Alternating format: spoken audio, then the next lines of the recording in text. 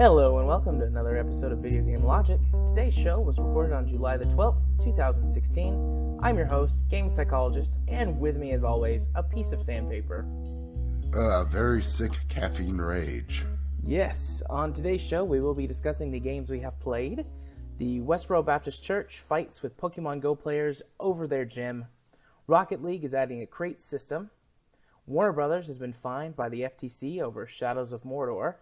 We'll have our weekly community corner and our Steam weekly deals discussion, and that is if we make it that far. So, I mean, this episode's going to get used this week regardless since we're recording it, but it might be shorter than usual, because if your voice just kind of craps out on us, then we'll just have to stop wherever we are, and that's that, folks.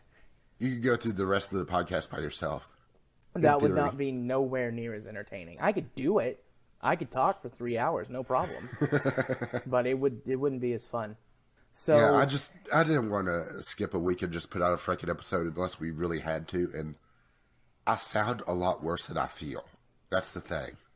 Yeah. This is the tail end of a summer cold / allergies, and it just has my voice being, well, sandpaperish. Yeah. Which is going to be interesting to see what my equalization does. I may have to toy with it a little bit to make it so I don't sound like Louis Armstrong. Make it so you sound like maybe I Barry should White. do that. That would be amazing. I'd like a Louis Armstrong or a Barry White on my show. Can't get enough of your love, baby. Oh. All right. Can't get enough of your love, baby. Can't get enough. Oh. So and if we get a copyright strike on that, I would actually be proud if we got a copyright strike on that. I'd be like, you'll start saying to me cigarettes to smoke to roughen up my voice, won't you? Yeah, it's time for you to start smoking. You know, I actually saw a post on the voice acting section of Reddit asking if they should start smoking to roughen up their voice. It's one of the things that you just can't make up. You know, I don't think that I would want to smoke to roughen up my voice. No, all you have to do is hack up a lung for a day. Yeah. Yeah, just get sick and then record some stuff sick. Yeah, go mess around in a storage room with a bunch of dust, which is what I did on Monday. Yeah. Several of our... Little nugget of wisdom. While it's great to have a friend with a truck, make sure it's a reliable friend with a truck. A reliable friend with a reliable truck. Yeah, but, you know, the whole voice thing, it's fine. Because I did probably 4 or 5 episodes near the beginning of our run during the spring with, I don't know, a cold or allergies or something that wouldn't go away. I sounded awful for like 6 weeks. I edited out many coughs and hacks and throat clears and drank a lot of tea. Well, I'm going to try to make it so that you don't have to edit out that many on me, but no promises. Oh, that's rather sweet of you, sir. So, do you want to talk about PC parts now or later? Oh, we could go ahead and talk about it now. So, as a joke, and I don't know if we'll leave it or if we'll take it out for the notes, but I put PCPartPicker.com for a game that I played this week, because I probably spent 6 or 7 hours on that website looking at computer stuff. So I think, I don't remember if I mentioned this on the podcast. I definitely mentioned it on Twitter, but I'm building my mom a gaming PC specifically to play WoW using my old 750 Ti, which I'm going to be replacing tomorrow, as long as Amazon hasn't lied to me about the shipping date, with my GTX 980, or not my GTX 980, gosh, my RX 480. The RX 480's sold out worldwide for Blacks, I heard. Yeah, it's been sold out for a while now. It got taken down everywhere except for third-party resellers, you know. Yeah, we'll reab you on the price. Yeah. But, so I put together that whole build. It was kind of a budget build, specifically targeted at playing WoW, which is not very intensive. You need a half-decent CPU to play WoW, but otherwise, I mean, the 750 Ti is more than capable of running that game maxed out. Yeah, so, WoW's designed just to be playable on something just north of a potato. You can play it on a toaster. That's what I told my mom. I said, you can play WoW on any old toaster, but in order to make it look good, you have to have something decent. Yeah, well, you need to be careful, otherwise you burn the toast. Yeah. Yeah, So especially if you go raiding. So I put that together, and then we decided that it would be a good Christmas present for my father-in-law to put together a media PC for their house, because he works in IT, but he doesn't have access to the computer parts like he used to, because of a job change. Yeah. And their media center PC that they use is their oldest and crappiest PC. And so I thought, well, I could probably put a build together for Media Center PC for $300 to $400. So I put that together this week. And then I inherited a PC that I built for my dad's business to do photo editing and other things, which also has a 750 Ti in it and an SSD and all kinds of other things. And I'm like looking up compatibility, like trying to figure out how much, do I want to like strip this system for parts or do something else with it. So I've spent a lot of time on PCPartPicker.com. It's a good site. If you want to build a PC, go there. I wish I had like a coupon code or something to give you, but I mean they don't directly sell parts. It's where they make their money is actually through the referral links on what you click on their site. Yeah. So they're good place. Because honestly, I think most people that will be using that site will have ad blocker to begin with. Yeah, that's fair. But yeah, I've spent a lot of time there. Ultimately, we decided to turn that PC into a kind of a file server here at the house. Yeah. Just because we have so much stuff. Because I mean, we've got our entire, well, not our entire, but almost our entire movie collection digital. Our entire music collection is digital, and we have like a kajillion photos because we have a kid. Plus documents and backups and all kinds of other stuff. It'd just be nice to have it all in kind of a central file server. So I'm going to have to get... And then there's the Tracer Vault. Yeah, the secret Tracer Vault. But it does have an SSD in it. So I'm probably going to take the SSD, put that in my main machine as a boot drive, and then replace the hard drive in that computer with one or maybe two large hard disk drives. Something like 2 to 4 terabytes of storage space inside the machine, plus my existing external drives. So it's gonna be a monster, a storage monster. I really don't know what to do with the 750 Ti though for a media machine, or for a file server. It doesn't really need a graphics card. So well, I wouldn't say I would give it a good home, but I think it's not much better than what I have, and I'm still looking at the 480 once it comes back into stock, and with likely the third-party coolers, to be honest. Yeah, the 750 is probably 10% better than your graphics card that you have, maybe. But I mean, if you're gonna buy a 480, there's no sense in you getting that and then just getting a 480. Turn around and get it. So, but if you weren't gonna upgrade, I'd gladly send it to you. Yeah, although I could do something with DirectX 12, because even non-DX12 compatible cards can be used in conjunction with, what's it called? Multi-display adapter or multi... It's something that allows you to use two graphics cards that are completely different. Like, it doesn't matter brand or specs or anything. Well, at least until NVIDIA breaks it. Yeah, but basically, it assigns a portion of the screen to one graphics card to render and a portion of the screen to another graphics card to render. And it tries to do its best to balance them out. So it's like if you've got one really powerful graphics card and one weaker graphics card, it tries to give the weaker graphics card less stuff to do. And initial tests show that it mostly works. So yeah, in theory, right? Yeah, so I might do that with it, but that support is, or that feature's support is still not very widely used. I think there's only a couple of games that can utilize it at this point. So, yeah, that's PC talk. Well, I got my old computer out of storage as well. I'm going to see if it's working probably next week, though.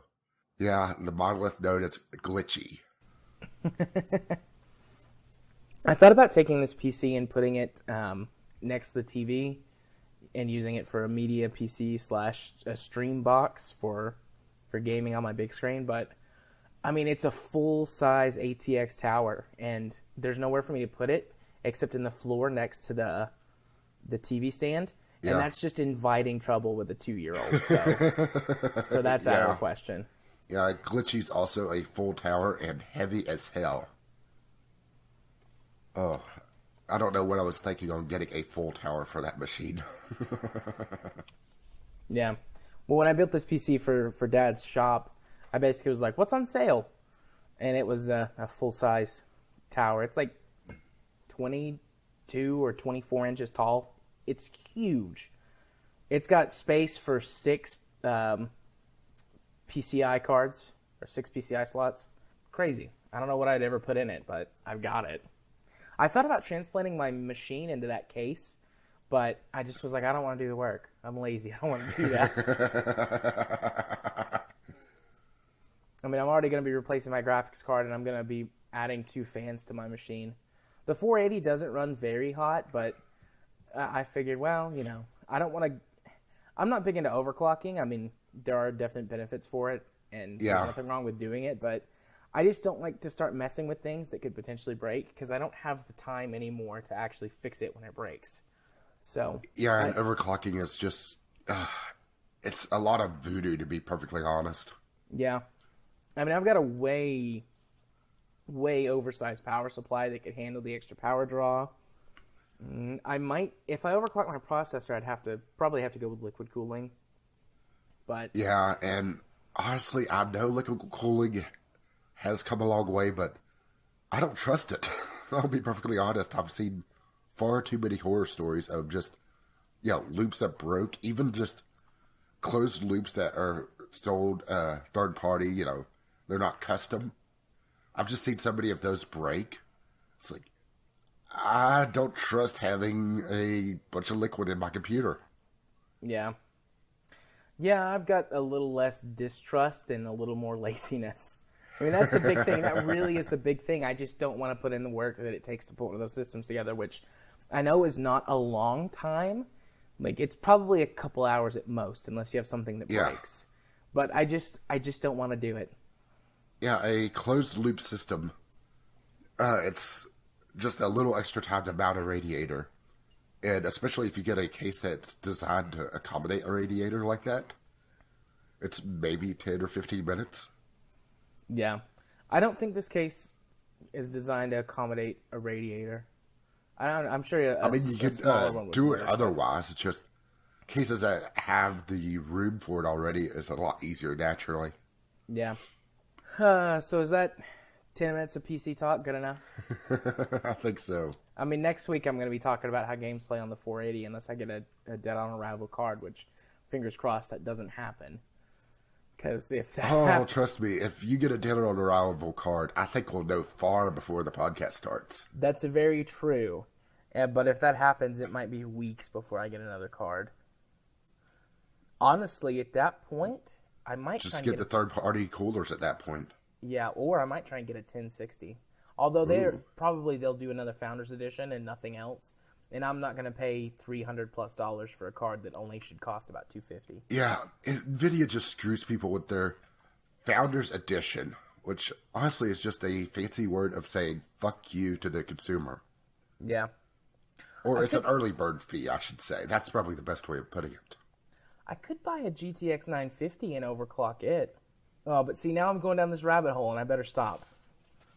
I better just stop and stick with my 480 and hope it's not DOA. Yeah, I hope so. I could do 2 950s in SLI. Ooh. Yeah, I probably... I just... Nope. I gotta stop. Let's talk about games. Oh, are you sure you want to talk about games? As always, you go first. Let's talk about games. Okay, well... First game up on my list is Pokemon Go. Go away. I had a friend that just was going absolutely batshit over Pokemon Go when it first came out, and I thought, I'll see what it's all about. And I looked at it, downloaded it, and I thought, if I was a little over half my age, this would be amazing. But now that I'm an older, cynical, more crippled, and far lazy gamer, fuck it. That sounds about like my response to it. I think the full title of this, at least for where I live, is Pokemon Go to Church. Really? Because- Is that the only place around you where Pokemon appear? Is at a church? No, that's where the Pokemon station was that you had to go to replenish your supplies. Oh. And that's a quarter of a mile away from me. And then the way it has it, it's the Google, well, not Street View, but Google Map style. It's really zoomed in. Right. So it's the tilted map, and you can see probably about a mile off in the distance. There was the church near me. And on the far side of town, which is about a mile away, I saw the gym and one, maybe two more Pokemon stations. I thought, this isn't worth my time. I should download it just to see what's around me. I think I'll do that. I'll do that this week, and I'll talk about it next week. Cause Yeah, at your home, it would be fuck all. Yeah, there'd be nothing here because I live out in the middle of nowhere. But, I mean, I go, Supposedly universities are really good about it. Yeah, I mean, I drive every day to a university where blah, blah, blah, blah, blah. Words. I lost my words again. I go every day to town, to a university, and, all around to do things. So I bet there's plenty of stuff to do. Yeah, it's probably a really good game for you, just to encourage you to go move around. But I will say that... Except I don't care. Yeah. Just don't care about Pokemon anymore. There's nothing wrong with them. I'm glad that people enjoy it and are, there's some cool stuff that's happening because of it. Although, for the love of God, stop posting it on Reddit. But, I think it's a good thing overall. It's just that has passed me by at this point. Well, I looked at it and thought, wow, this isn't much of a game. This is going to be huge because it has Pokemon in it. Yep. That is exactly it. Didn't their stock rise something like 25%? Yeah. Because of Pokemon Go? Yeah, somewhere between 23 and 25%, depending on the time frame that you use. Yeah, so Just that's absolutely huge. And there was actually a really good article, and I did copy it because, I didn't really think that we were going to go this far down the rabbit hole in Pokemon Go. Talking about how Nintendo's IPs are actually bigger than their hardware at this point. And Pokemon Go is a perfect example of that. Yeah, I believe that. That's why people have been arguing that Nintendo's going to go the way of Sega and get out of the console business. Because all their IPs are worth way more than their hardware division. Well, maybe the NX will save them, whatever the fuck that is. It's a Pokemon Go machine. Well, they actually have a little bracelet that you put on that is a Bluetooth device that connects to your phone, and you press the button to catch your Pokemon. Wow. Yeah, it's like $35, and people are scamming them for over $200. Wow. I've got a $200 smartwatch. Why can't I just do it with that? Because it's not shaped like a Pokeball. Of course it's not. And it's not licensed. It's not licensed. That's the thing. All right. Well, I mean, this isn't the last time Pokemon Go is going to be mentioned this go around, so. Yeah, we have a news article about it and a tweet. Yep. So, with that in mind, what's next on your list? Well, it was the Sunday Sampler for this week. I was still scraping the bottom of the barrel for my summer slump. Nelly Kutalot, The Foul Fleet. It was a mediocre point-and-click adventure. Let's put it this way. Wait a second. Hang on. That's Jesus. No, seriously. What's the Kim Jong whatever game that makes fun of North Korea? It's really, really crappy. Oh, keep you're talking, looking at the writer? The guy in the trailer? Yeah, the guy with the long hair and the beard. Yeah, that's the writer of this point-and-click adventure. That's amazing, because I'm pretty positive that's Jesus from Kimulator. Well, he's supposed to be some sort of big stand-up comedian in Britain, but since I'm a uncultured American, I have no idea who the fuck he is. But they do sell pretty heavily that Tom Baker's in it, and he does narrate a good portion of it. Granted, I only played about 15, 20 minutes of it just because I realized that this game just, it wasn't clicking for me. It wasn't anything terrible, but there was just a couple things about it. The maid, the heroine, for some reason she seemed like she was reading her voice odds very, very quickly at times. And it was very hard to catch what the fuck she was saying. Yeah. And also, and I know this is going to be nitpicky as hell, but they spent so much time trying to make the background look like a storybook, a children's storybook. But then they make it where all the characters are popping out. So you get this almost cartoon syndrome of being able to spot exactly who you can interact with because they stand out like a sore fucking thumb.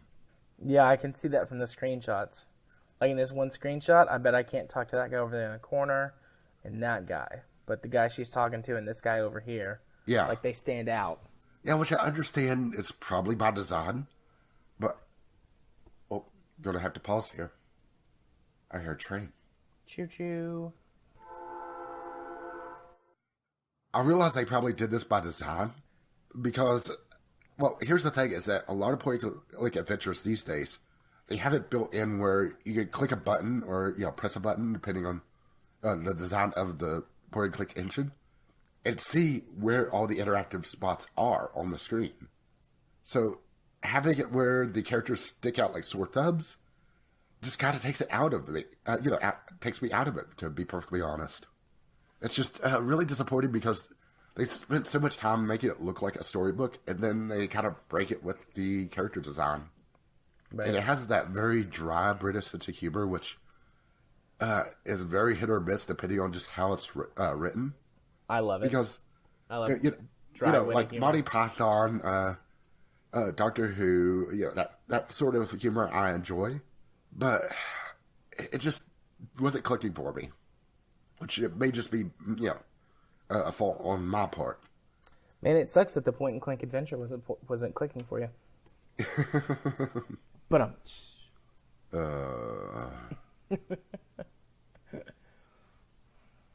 I will say wrong. that if you're interested in it, this is actually the second game in a series, and the first one is a freeware game that they offer on their site. So I would say go check that out. You can find it on their store page, I believe.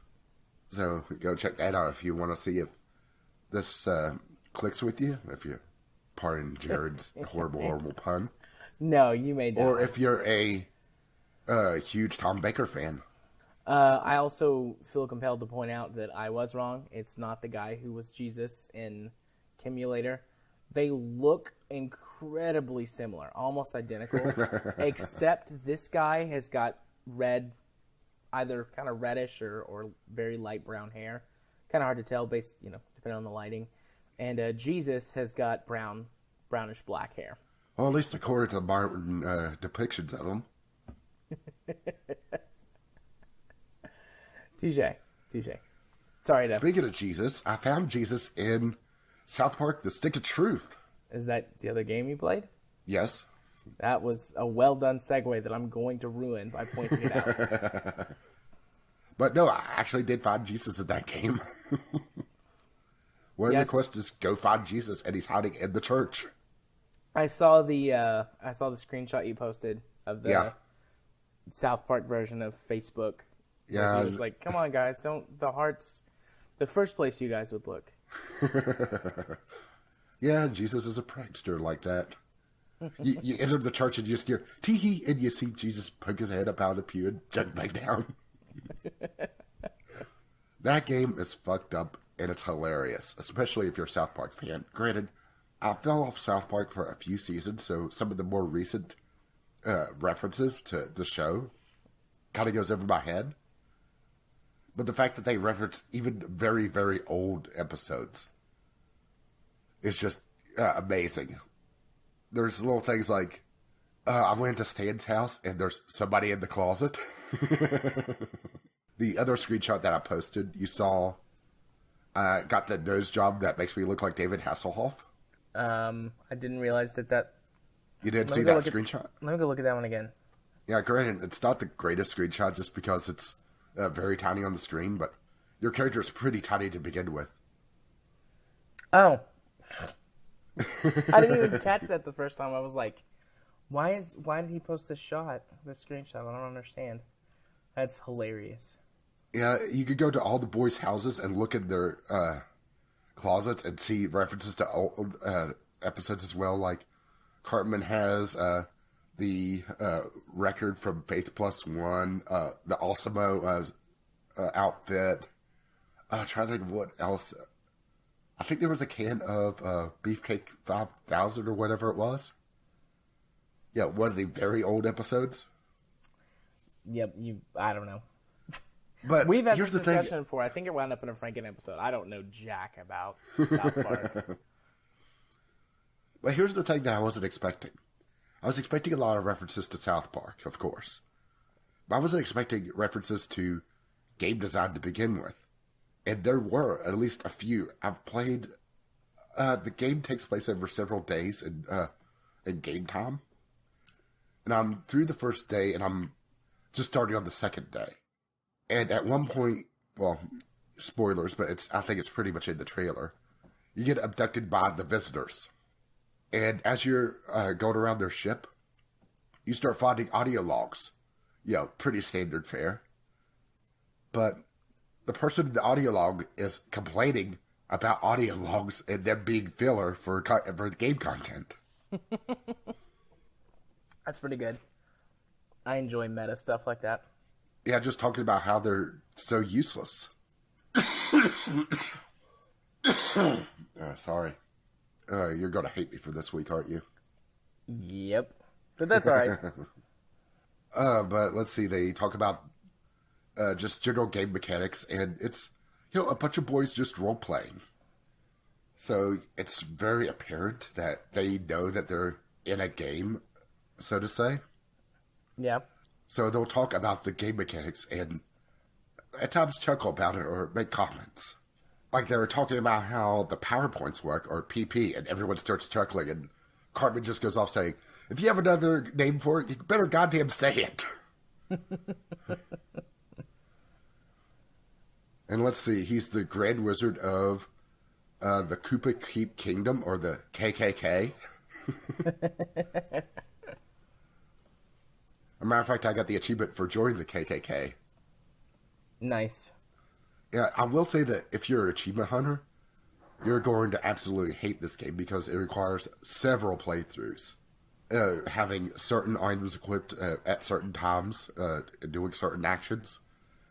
There's an achievement for meeting Jesus while you're a Jew. I chose not to be a Jew because I like bacon. So it's just all sorts of little things that, if you're an achievement hunter, will just drive you nuts.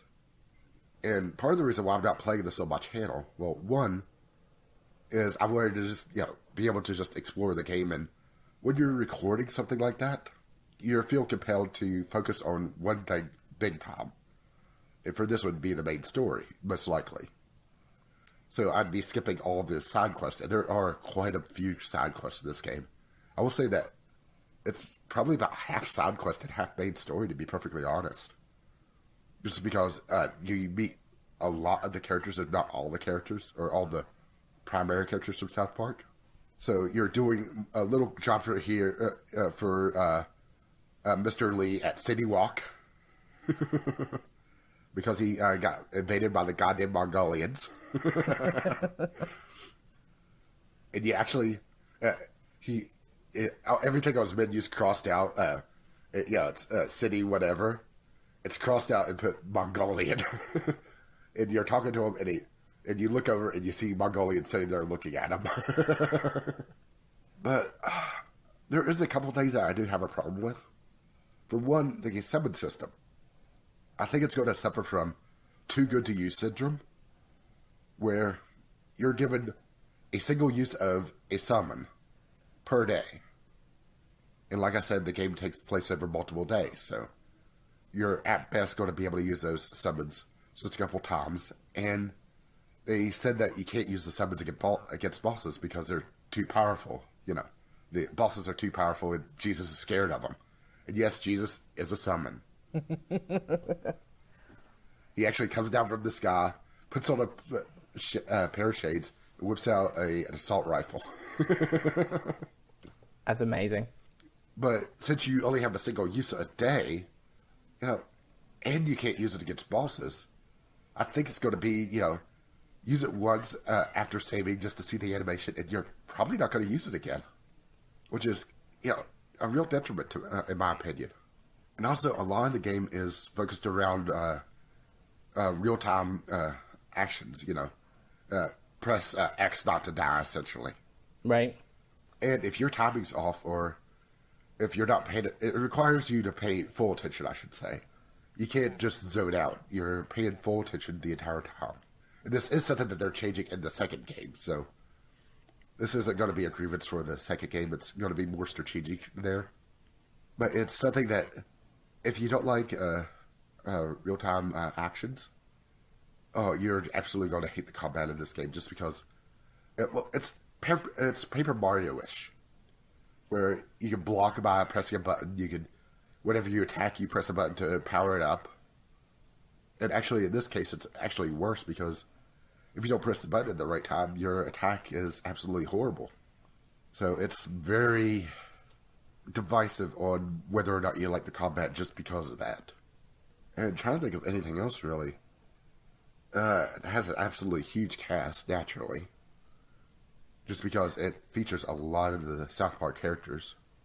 Including just small ones, or ones that's been basically phased out, like Mr. Slave shows up. Do you remember Mr. Slave? No. Mr. Slave was essentially Mr. Garrison's replacement for Mr. Hat for a while. Well, after Mr. Twig, he went back to Mr. Hat, then he left Mr. Hat again and had Mr. Slave.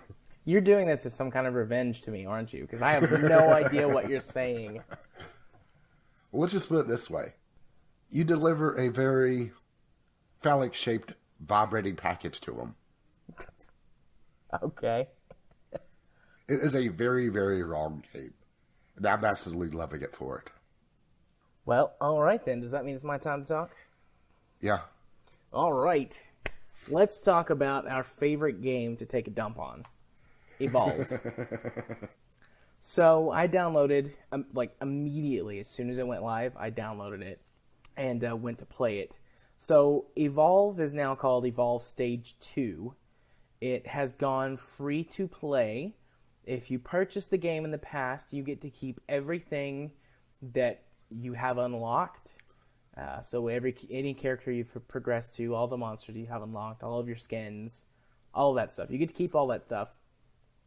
They give you 3,000, I forget what the in-game currency is called. It's just 3,000 coins. They give you 3,000 coins starting off, which is enough to buy one character that if you paid for the game, you probably already have unlocked anyways. Yeah. So, you can buy some of the new skins or something if you wanted them. And then that's it.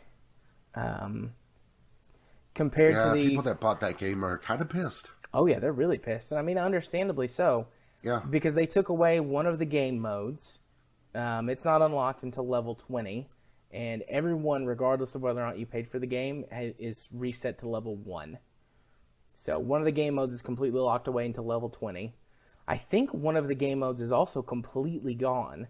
And the only mode left is Monster Hunt, which is kind of the standard mode anyways. Supposedly they've made tweaks to the game design to speed games up. I haven't noticed that. Or maybe, I'm not sure, maybe I have. Every game goes one of two ways. It lasts for 5 minutes, and the hunters kill the monsters, or kill the monster. Or it lasts for 25 minutes. You chase the monster around for forever. It evolves to its maximum level and then comes and kills you. Or when destroys the objective. Yeah, which was my big problem with Evolve to begin with. I did play the alpha of it. Yeah. And I just didn't care for it. Yeah, I played it during the beta, open beta. And same thing. It doesn't feel any different at all. Supposedly they've changed several of the maps around. I didn't play the beta enough to really be able to notice that difference. Maybe they have. Regardless, they didn't fix the problem of it taking forever to, games either lasting almost no time at all because you get a crappy monster, or they last forever because you get a good monster and then you lose. this point in time, there's still no cash shop. That hasn't been implemented yet. So the only way to level up is to play matches and get coins, which takes forever to get coins. And everything, I feel, is way too overpriced. Most skins are like 1,000 coins, which I have no idea how much that's going to translate to in real world dollars. But in the time that I've played this game for about 3 hours-ish, give or take. I earned 1,500 coins, which is not even enough to purchase a character. The cheapest characters are around 3,000 coins, and there's certain characters that are up to like 5,000 or 6,000 coins. Like a dummy, I forgot to check what the monsters cost, so I don't know how much they cost. But I'd imagine that they cost the same as like the high-level hunters, so somewhere around 6,000 coins. Could be wrong on that, though. That's just kind of me, because that was silly of me, but whatever. Regardless, it takes way too long to earn money, which now that this game is free to play, that's fine. If they want to make the game more grindy, so be it. You know, most free-to-play games do that anyways. They do have daily bonuses, which kind of fall in line of every other free-to-play game you've always played. You've got a chance to win some of the currency. Yeah. You've got a chance to win, bonuses of some sort. I'm reading the reviews. People are complaining less maps, less modes, less language options, which is strange. Remove the story mode, which that's probably the mode that you're talking about. Yeah. And there's a lot of complaints about the free-to-play system and just it not changing the game at all. Yeah. I mean, it's exactly the same game, at least from my perspective. It feels like exactly the same game that you can now just play for free instead of having to pay money for it. I don't know if their numbers have held up. When it first went free-to-play, it went... It's actually improved for when they first went free-to-play. Oh, it's gone up even more? Last time I checked. Wow. Yeah, it was in the top 10 of the Steam's most played games over the weekend. One news article said that its user base increased by 25,000%. But, I mean, whenever you go from like 80 people, that's, yeah. Duh. Let's see. 24-hour peak is 44,000 people. I mean, that's All-time up there. peak is 51,000, which was during the paid release, I believe. I was going to say, that's probably the launch. So, I mean, this has breathed new life into the game, but if they're going to keep it going, they're going to have to do something else. If, the way I feel about this game is if you were interested in Evolve before, but you didn't want to play it because there were no players or because you thought it was too expensive for what you got, now's your chance to go play it. If you weren't really interested in Evolve before, this has not changed anything in any way that would make you want to come play it, and it might have made it worse. Because at least when you bought the game, you got access to a lot more stuff right off the bat. It's not bad. It's pretty average, which is how I felt about it when I played it in beta. I might play it some more. I doubt it, but I might. Evolve is exactly the definition of hype. Yeah. I mean, it's a very... Not a good way. If we gave scores, if I believed in actual numbered scores, this would be my definition of a 5. It is completely middle of the road. Wow, that's terrible. It's completely middle of the road average. Oh, you're using the actual 5 and not the video game 5. Yes. It is the most video game. Like, it's just like, I am a video game. Let me go find that image while you chatter away. Hang on. Okay. But yeah, I mean, it's just the most video game I've ever played. So, if you were interested in it, if you like the setting or the aesthetic or whatever, now's your chance. But if you didn't really care about it before, you still won't care about it. Yeah, which is why I decided to play Stick of Truth instead of this. Yeah. Was the image you were going to look up or whatever related to this, or can I move on? No, it's not related to this. Okay. So next on my list is Train Fever. Again. Yeah. I don't know if I'm actually going to chase down all the achievements because it takes 30 hours to play through from start to finish a game. But I'm definitely going to finish up an American game which is what I've been doing. I'm in like the year 1920. So, I've just here been you go. playing it in my little bit of free time this week. All right, let's check out this image. Modern review scale. 1 to like a 7.7. Shit sucks. That to a 9 average. Good. So like 9 to 9.5 good. Really great. A really good, great, amazing, outstanding, incredible, possibly game of the year. Within the top 5.5% of 9. Yeah. And then 80s, 90s, early 2000s review scale. Shit sucks 1 to 2. Bad 2 to 3. Mediocre 3 to 4. Average 4 to 6. Good 6 to 7. Really good 7 to 7.5. Great 7.5 to 8. Possibly game of the year from 8 to 10. Amazing from 8 to about 9.25. And incredible above that. Yeah. Yeah, this is the definition of a 5 in my book. It's just so average. Yeah, what are you, from the past? No, I'm someone who's not a moron. Oh, so you're not Wheatley. No. No. I was just listening to Miracle of Sounds. Wheatley So you're song. super astute? I'm super astute. You fostered balloon. Anyways, so yeah, Train Fever. I'm just going to keep plugging away at it until I finish an American game, and then we'll see how I feel with it. But I'm starting to, basically I keep coming back to it now, okay, I should probably take a break. I should probably take a break from this. But I'm just I've got to finish it. Otherwise, if I take You're a break... like the little engine that could. Choo-choo. Motherfucker, I'm a train. I know that if I come back to it, though, that I won't remember what I was doing, and I'll have to start over. So I just want to finish an American game, and then... this is probably the last week I'm going to talk about it. Even if I keep playing it, there's really nothing else for me to talk about except, I'm doing the challenges and getting all the achievables. Because for some reason I'm hooked on the achievements in this game. And if Factorio's achievements have unlocked, I'll go and try and get all of those, except for the one for beating the game in 2 hours, because I don't know how that's possible. But, that's Train Fever. Last game on my list is War Thunder. You brought this up last week, and I was like, yeah, I've played the launcher. But I've played a decent amount of War Thunder since we recorded last week. We streamed it Wednesday. I played it and did some recording in it on, Thursday or maybe Friday. And Saturday.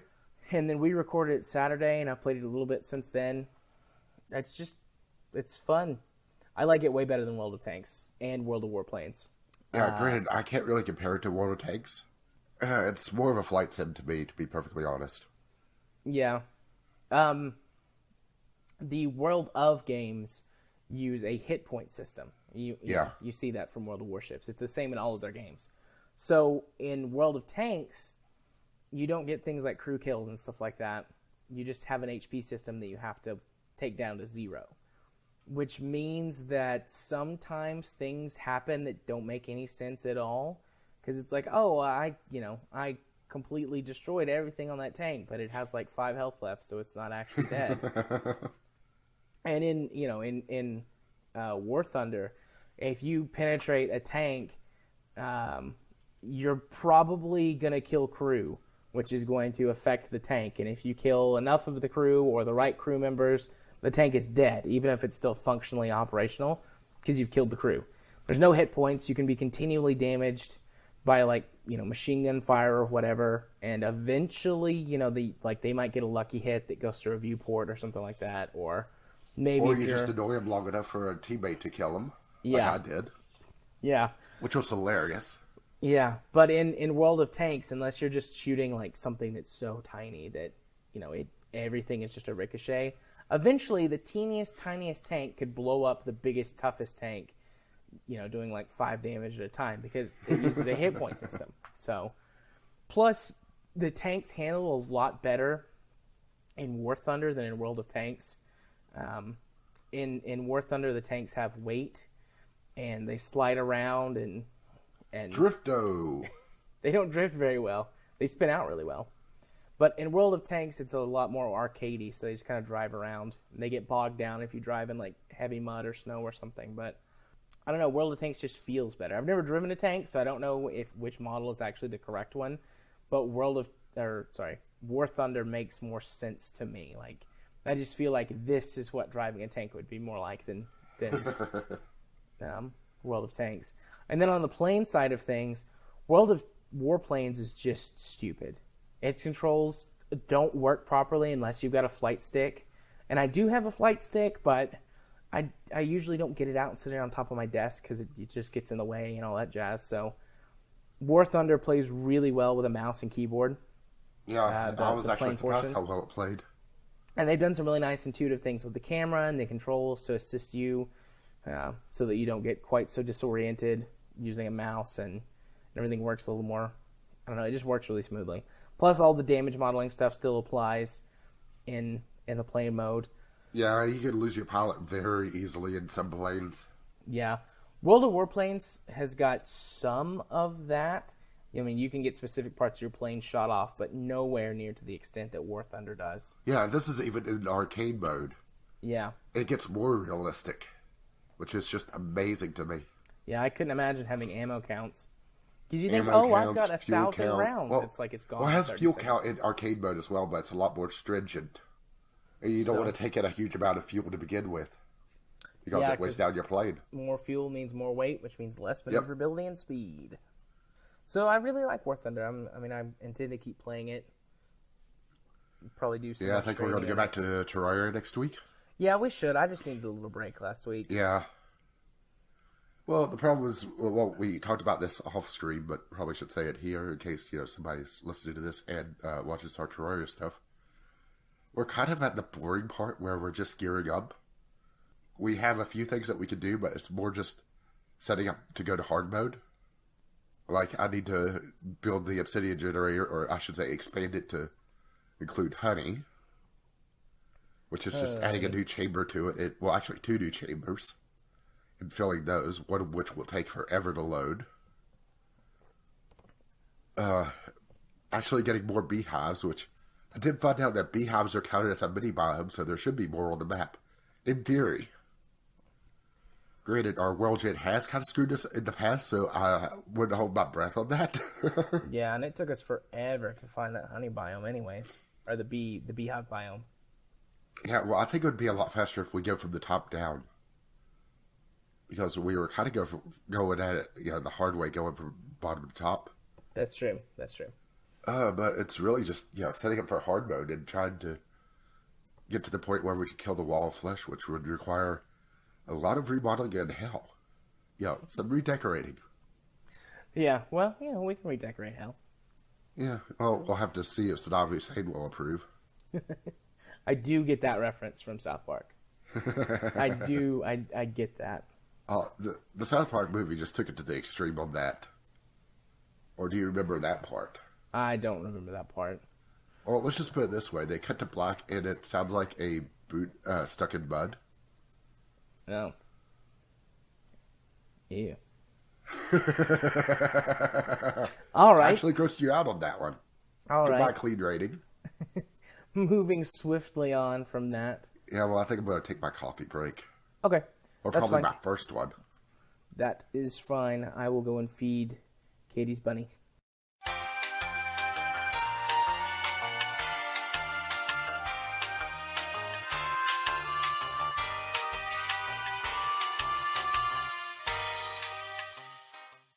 And on to our first news topic. Westboro Baptist Church is fighting with Pokemon Go players over their gym, which actually is the church. Yeah, this is just hilarious to me. Which is part of the reason why it's here. Yeah, really, that's the only reason. And Pokemon Go is everywhere right now. Yeah. Whoops, that's the actual Google Play link for Pokemon Go. I meant to pull up the news article. Normally, I would say, don't bait these guys, don't feed the trolls. But honestly, Westboro Baptist Church, they get so much media attention anyway that, ignoring them does nothing. Yeah. So. And honestly, this is the perfect Activision against them. Activision. You must be sicker than you're letting on. Activism against them. In that it's non-violent, it's funny, it paints them in a hilarious light, and it causes them to waste time, which I think is the more important thing here. Yeah. Because at least one member of this church has to spend time in Pokemon Go, or at least spend money in Pokemon Go, which would be even funnier. To get, of all Pokemons, a Jigglypuff, because that is the most butch character in Pokemon stable of Pokemon, right? Absolutely. I think it's the most gender-rolled Pokemon because it's a pink, fluffy girl Pokemon, female Pokemon, who likes to sing. Well, if there are boy Jigglypuffs. They are, but Jigglypuff is generally thought of as a female Pokemon.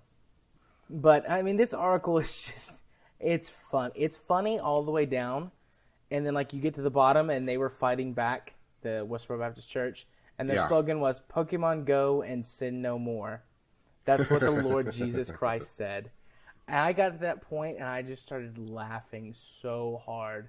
And I was like, okay, this has to be a news topic for the week. Well, I started chuckling whenever I read that they named their... I think they planned on naming their Jigglypuff Repent or Perish. And I'm just imagining a Jigglypuff, puffed up, carrying a sign like that. It just got me laughing. Yeah. And honestly, I think this is the best way to just keep them busy. Because there's someone in that church. That is a very small church, by the way. The media attention for them makes it sound like they're this huge movement. It's practically this one very, very bigoted, and I'm going to say probably closeted family that runs this church with a few outliers. And that's it. Yeah. So keeping a couple members of that church busy on something stupid like this is perfect. Oh my gosh, 8 hours ago. I'm now on their Twitter. Oh God. 8 hours ago, they posted a tweet, and it's a GIF of a whole bunch of... Oh, excuse me, it's a Vine. It's a whole bunch of Pokemon cards that someone has photoshopped different Westboro Baptist Church signs on. Uh-huh. It looks stupid, and it's funny. Oh, poor Pikachu. Having to hold that sign. Well, being the mascot isn't all fun and games. Sometimes you get pulled into stupid shit like this. Yeah. This is funny. So who's ready to battle this day? I'm sorry. We said this was going to be a really short topic. So, I mean, this is funny. Just follow the link. Yeah, it's more just poking fun at them and loving that somebody's wasting their time. Or at least several people. Because there are a lot of people in that area that do not enjoy that church is there. For some strange reason. Can't imagine why. Yeah, I can't imagine why you'd hate that, living close to that place. But yeah, just go check out the article. It's hilarious. And then maybe go head over to their Twitter and avoid the stuff that's like really racist and bigoted and look for the silly Pokemon pictures. Which is like 99% of it. Well, even the Pokemon pictures are really racist and bigoted, but, at least they're funny. Now, this one's not too bad. It just says believe in the Lord Jesus. That's not too bad. What's always fun is, I hate painting with a wide brush, well, usually, but a lot of these churches that are very, very racist, very, very homophobic, aren't exactly the brightest of groups. No, usually not the brightest and usually not the youngest. Yeah, and I'm trying to remember what it was, but there was a church it was Westboro Baptist, I'm pretty sure, protesting that Ireland was accepting gay rights or gay marriage, but they got the wrong flag. So they were holding up a different flag upside down.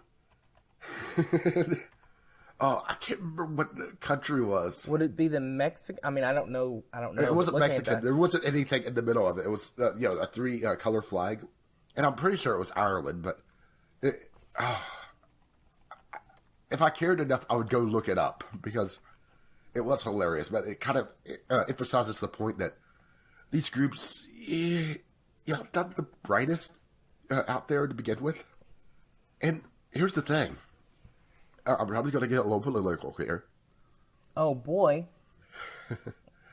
But the thing is, Westboro Baptist Church, about you fighting gay rights, you've lost. In this country, you have lost. Indeed. I mean, cut and dry. Praise the sweet baby Jesus for that fact. I mean, can you really say that outside of very, very small pockets, usually in the very deep South, I might add, Yeah. being gay won't get you killed?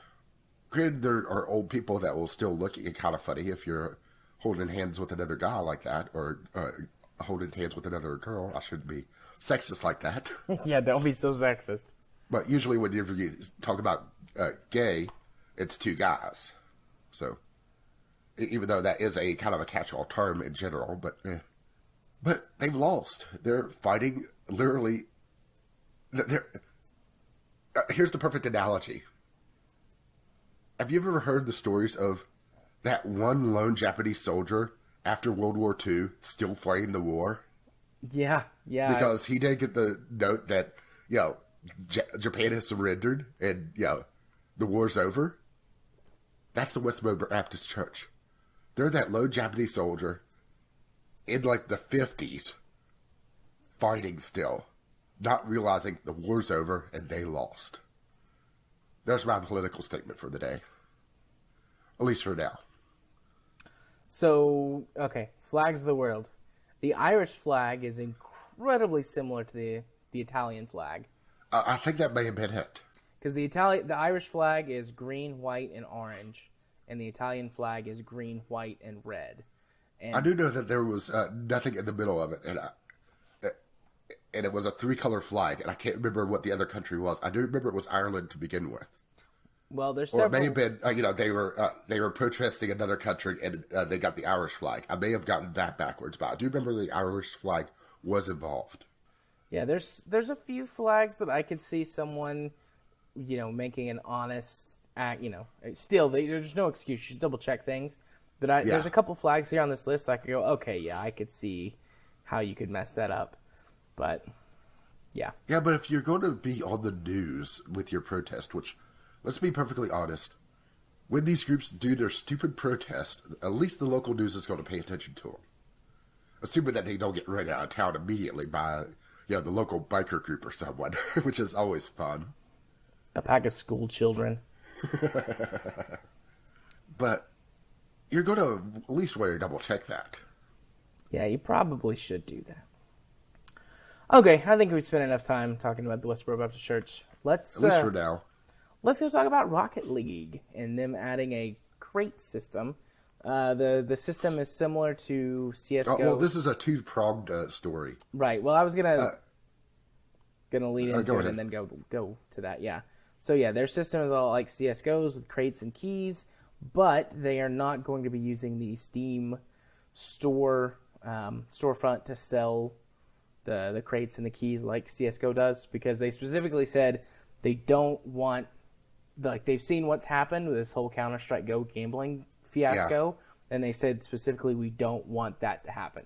So they're keeping all of that completely within the Rocket League game infrastructure. Yeah, which, considering Rocket League as a multi-platform game to begin with, I can understand this. Yeah.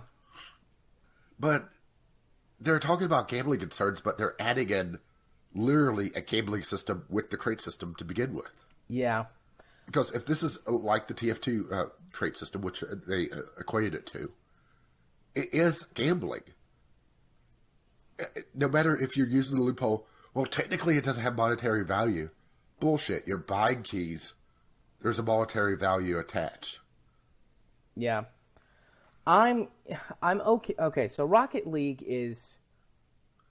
It's still a premium game. It's a $15 game right now, I believe. Yeah, but it's practically free to play. Like, yeah. It's so cheap on sales, and it's been free multiple times on PS4.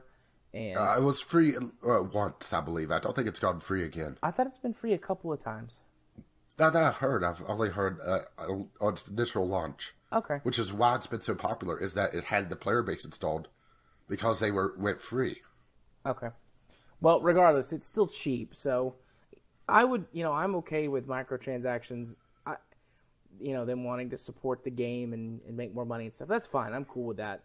I just wish that it was just a straight up like, hey, you want to buy some car skins? You want to buy some, whatevers? I'm far more okay with them having the cosmetic DLC than a crate system. Yeah, absolutely. Because also, very recently, they made it where the loot system is a lot less generous than it used to be. Yeah, I've not been because they getting added in all the painted stuff, and you only get that every so often. Yeah, I very rarely. I mean, I rarely get stuff. You get one thing for every level up now. Yeah. I don't know what it used to be, but it used to be every game you got an item until you filled up your entire inventory. Yeah, that sucks. Now it's every level. Yeah. And that takes a while. You get the cars, all the cars really quickly. But then after that, it's completely random as to what items you get, and only getting one per level. I mean, my customization options are extremely limited. Yeah, I didn't realize it was that limited, but yeah, they've severely limited the item drops to begin with. So adding in the crate system, it feels like a huge cash grab, and I feel a lot more comfortable with a shop where you're able to say, okay, I want this skin for the DeLorean, or this skin for the Merc, or this topper, or whatever. Yeah. Having a crate system where you're literally spinning a slot machine. I have opened crates in TF2, but it's not to get certain items. It's to support a patch or support the community people that made the items that are put into that crate. Because that's where this, whenever they're doing the community update, they split the open fees with the community people that put in the money, or put in the items, I should say. That I don't have a problem with, but to get certain items, it could get so stupidly rare that it is gambling. Yeah. It is just ludicrous just how rare some of these items are. I'm not even talking about unusuals.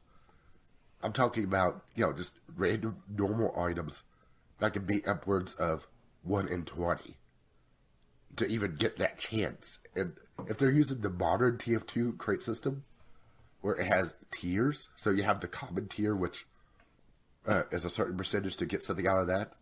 Then the next tier up, which is a lower percentage, and then the next tier up, which is even lower. So you have to roll that tier, then you get an item out of that. Feels so scummy, which is disappointing to me because I liked the previous version of Rocket League's, how they funded it post-launch, just because they threw out some little DLC, some of it licensed, some of it not. But if you wanted to support them, there it is. Yeah. I think that this sucks regardless if there's no way to get the crates and keys without having to purchase them.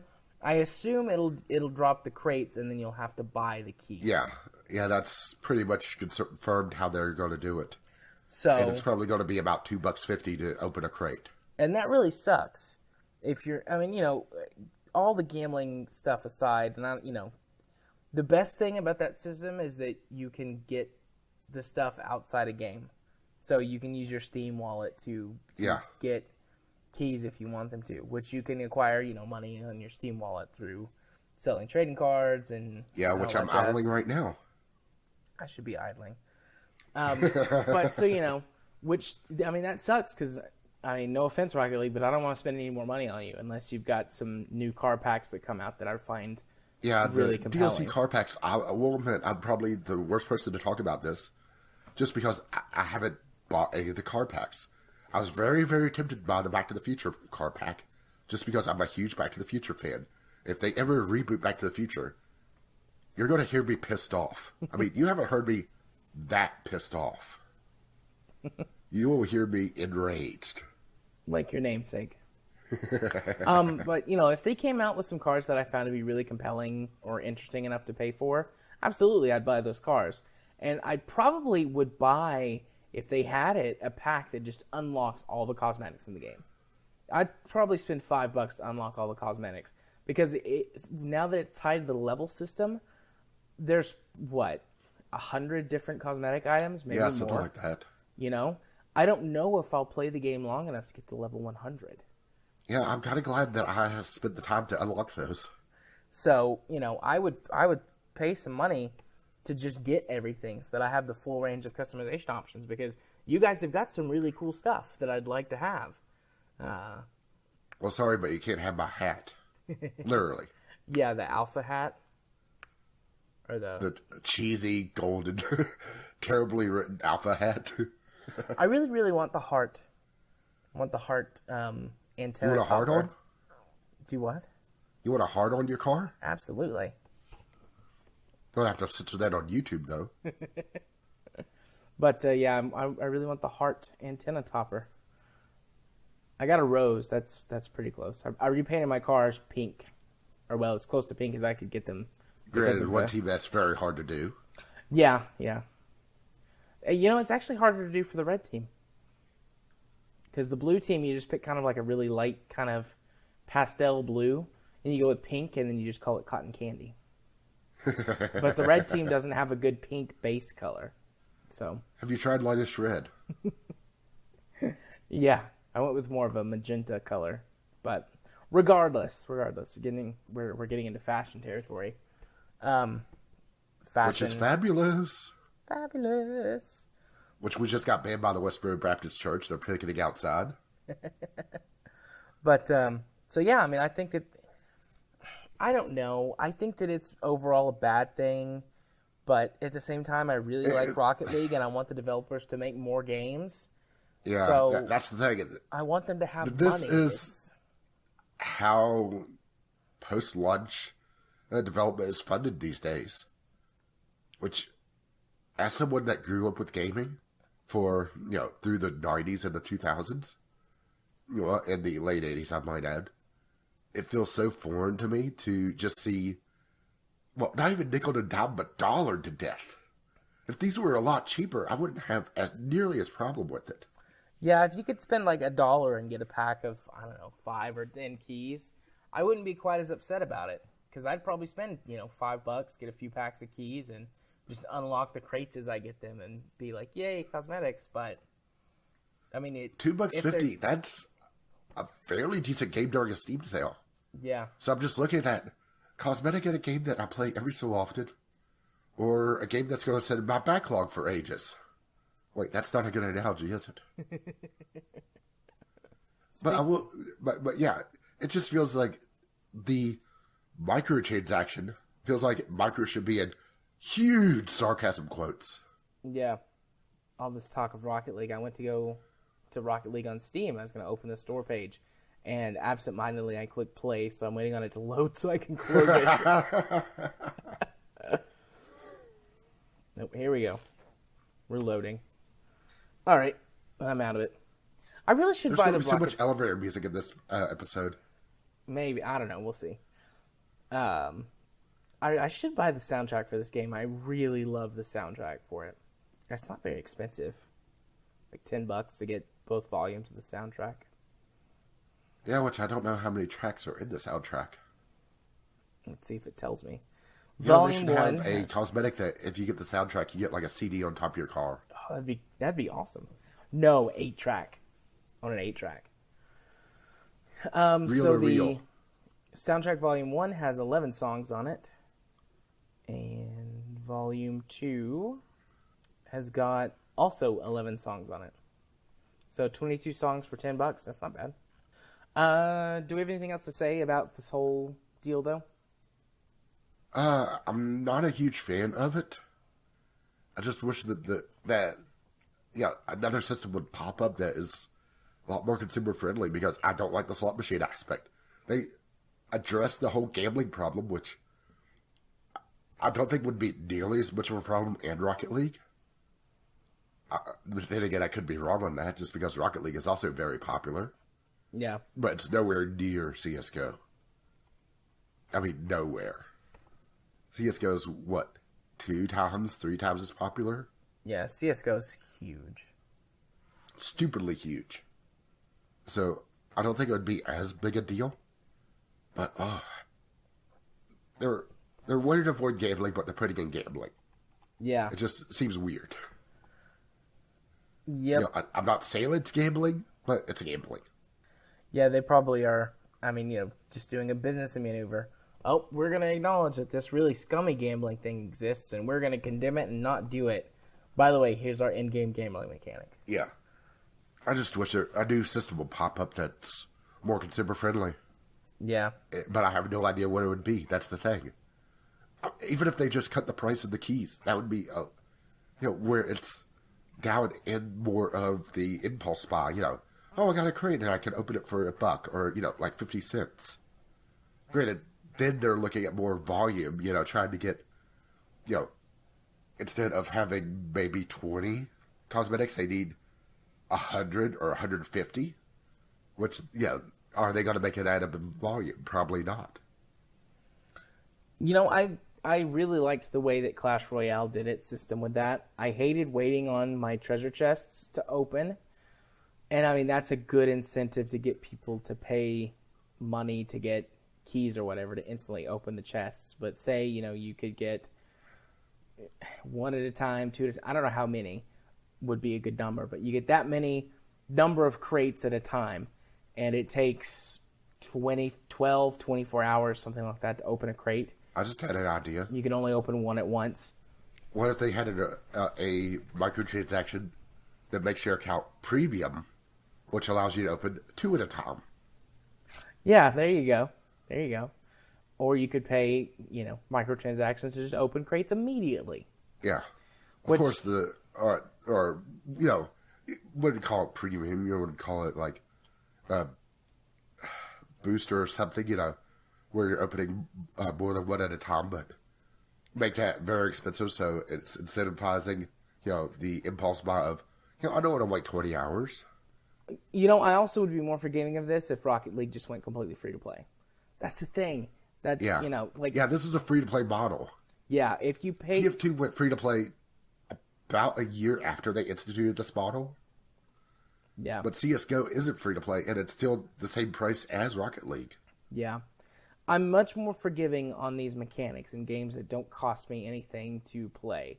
Because... Or that are cheaper, that are down in that impulse buy area, not counting Steam sales. Yeah, because that, the psychological kind of bombardment that you have to withstand is your payment for playing the game.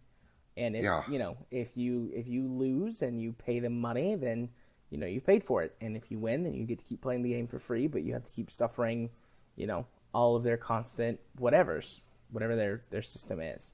Like, that's your payment for for playing a free-to-play game. If I pay money for a game up past around a couple of dollars, I don't want that constant bombardment. Okay, how about this? I just thought of a post-launch incentive or model to get some extra money for the developer that actually fits with Rocket League. Okay. Unintrusive ads in the arena. It makes sense in sports games to have those. Yes, that's amazing. Actually, that's a good idea. And I'm not talking, huge flashing ones. I'm talking like, maybe an AMD sign on the side of the arena. Or, something like that. That would be great. There's been games that have done that. Fits it. Yeah, Burnout Paradise actually did that. Yeah, that's the first one that popped in my head. One of the Need for Speed games does it. They had billboards throughout the map that had ads that would swap out, while the servers were still active. Now I think they're pretty much static, but, and you actually had incentive to ram those ads. It was part of an objective. So you would see the ads, full screen, as you plowed through them, but still. Yeah. Yeah, that would work really well with Rocket League. I would be okay with that. As long as they, like you said, they're unobtrusive. I don't want ads on my loading screen. I don't want ads on the start menu. And they do not play audio. Yeah, no audio. They're a static image, maybe a very simple animation. But for sports games, at least in the United States, I should say. I'm not sure how it is overseas, but ads are everywhere in sports stadiums. So for ads to appear in Rocket League would make sense. But of course, that also requires them to redesign the arenas to have that ad space. So that would cost them money. Yeah. Well, we just solved the problem, and they're not going to do it. No, too busy making keys. Yep. Why make deals with other companies when you can just have kids playing the slot machine? You know, I imagine that at some point in probably the not too distant future, at least the U.S. government is going to come down hard on these crate systems. Because the whole thing with CSGO has gotten a lot of attention. Yes, it has. And it has pissed off a lot of parents because CSGO is very popular with the teenage crowd who are not allowed to gamble. And they will see this slot machine aspect. And it literally looks like a slot machine. A single real slot machine, granted, but a slot machine nonetheless. They will see this and think, why is my kid playing a slot machine? And they will go to their lawmakers. And these lawmakers will come down hard on crate systems.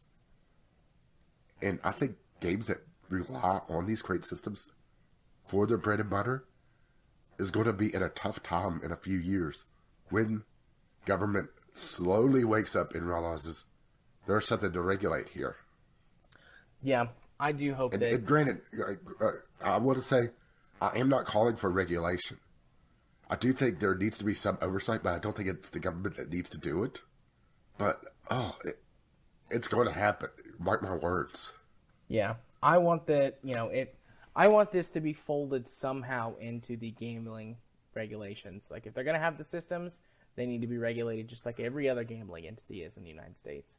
Yeah, because there's no odds posted anywhere for these crates. The only way you get odds is people spending thousands of dollars opening crates and making a spreadsheet. Yeah. Or compiling, crowdsourcing, people opening crates, which is not its exact science because, people can lie. Yeah. So I think there should at least be posted odds. At the very least, I think that's a common courtesy for any crate system. Yeah. I would love to see actually odds, charts or whatever posted somewhere. That would be helpful. I mean, it doesn't fix the problem, but it would be helpful. Yeah. Information is never a bad thing. And I'm probably going to get somebody writing in to counteract that one, but what the hell? Nah. Information is never a bad thing. I'm with you on that one. All right. Are we ready to move on? Yeah, I think we beat that one to death. Yep. Are we ready to move on to another news topic? We're going to beat firmly into the ground. Warner Brothers is fined by the FTC over Shadows of Mordor paid promotion. This was the promotion happened was it 2 years ago or was it 2014? Last year? So yeah, 2 years ago. Yeah, and Warner Brothers, what the fuck are you thinking? They don't. I mean, look, they just don't. Shadows of Mordor did not need this bullshit. And to clarify on what exactly they're getting fined for, they're getting fined for deceptive marketing, basically telling YouTubers that they gave thousands or tens of thousands, mostly in big YouTubers, PewDiePie level YouTubers, to make reviews, in sarcasm quotes, of their game, or play it pre-release, but they had to sign a huge non-disclosure agreement, mostly revolving around they had to show the game in a positive light, and they could not show any bugs with the game. And for Shadows of Mordor, they didn't need to do this. It was a good game, and it's still a good game. Okay, I'm back. Welcome back. Okay, you sound good again. I don't know what happened. I didn't have anything going or anything. I guess either Skype decided it was going to take a nap or my internet crapped out for a second. All the Pokemon Go players. Yeah, all the Pokemon Go players messed up my network. This is going to be a fun one to edit. Yeah, sorry I wanted to do this. Yeah, that's fine. I'll just have to actually go. I'm crazy. What can I say? I'll have to pick my way through this one instead of the normal way that I do it. Sorry. There's no point in making notes because there's so many times I'm gonna have to stop. It's fine though. It's fine. No need to apologize. You're just gonna hate me. Nah. Well, the plus side, me being sick, I've sat down and made a list of words while high on cough syrup. Fun times. Okay, so where were we? We were talking about how Shadows of Mordor didn't need this. It's a good game. I own it. I've played it quite a bit. I have enjoyed my time with it. I haven't beaten it. I probably should go back and do that, actually. But, I mean, I've really enjoyed my time in it. So, I mean, it didn't need forced positivity. Yeah. Basically. But Warner Brothers, I don't know, if wanted to stack the deck in their favor, I guess, or they didn't trust the developers to have made a good game. Yeah, well, here's the thing. Here's where my rate's going to come in. Okay. Publishers trust in a good fucking game. The problem with publishers these days is that they don't care about what they're putting out. They're caring more about their bottom line than putting out a good product. See, well, using Warner Brothers as a perfect example, Arkham Knight on PC. The first AAA game to come out under the Steam refund system, and it was fucking pulled from the store because it was so atrocious of a port. Granted, that wasn't Warner Brothers that did the port, that was them potting it off to a third party, but they had final say when that game went out, and they put it out anyway, because they saw that any possible losses that they would make, granted, I don't think they accounted for Steam refunds because that went out like a few days before Arkham Knight went out live, if I recall correctly. I may be wrong on my timing there. They saw that their best course of action was to put out a literally broken game than to spend the time to fix it. Publishers trust in making a good product, and gamers will support you. You don't need bullshit tactics like this. You don't need to buy off PewDiePie, who has been shown, I might add, doesn't push nearly as many sales as someone much smaller like Total Biscuit, whose audience is actively looking for games to buy. PewDiePie, while several times larger than Total Biscuit, doesn't push nearly the sales figures just because he's an entertainer and not a full critic and people who have their audience looking for games to buy. Just trust in your product. Don't make your game a modern DLC fest. See Evolve, because we saw just how much that worked out for them. Oh wait, they just went free to play. Don't do shitty pre-order bullshit. Don't do physical retailer exclusive pre-order bullshit, where if you want the full game or all of the cosmetics, you have to buy the game 4 or 5 times in some cases. Trust in your game and stop fucking over your consumer, because sooner or later it will bite you in the ass.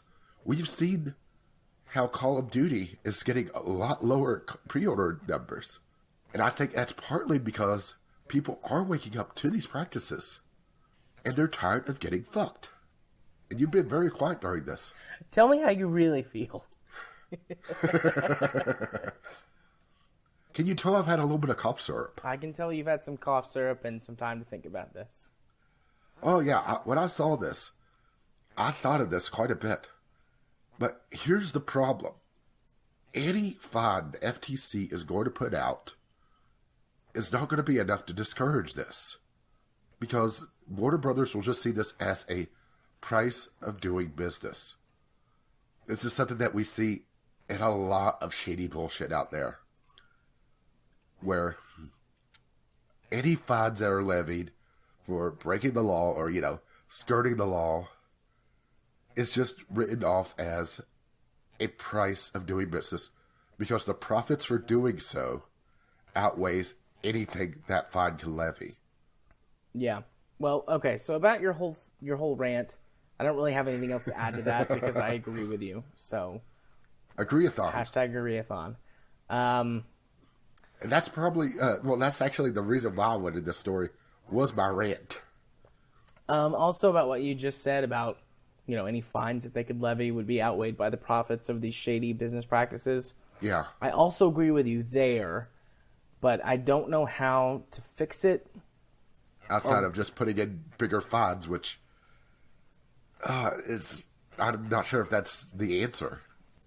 Yeah. Because it just makes them want to be shadier.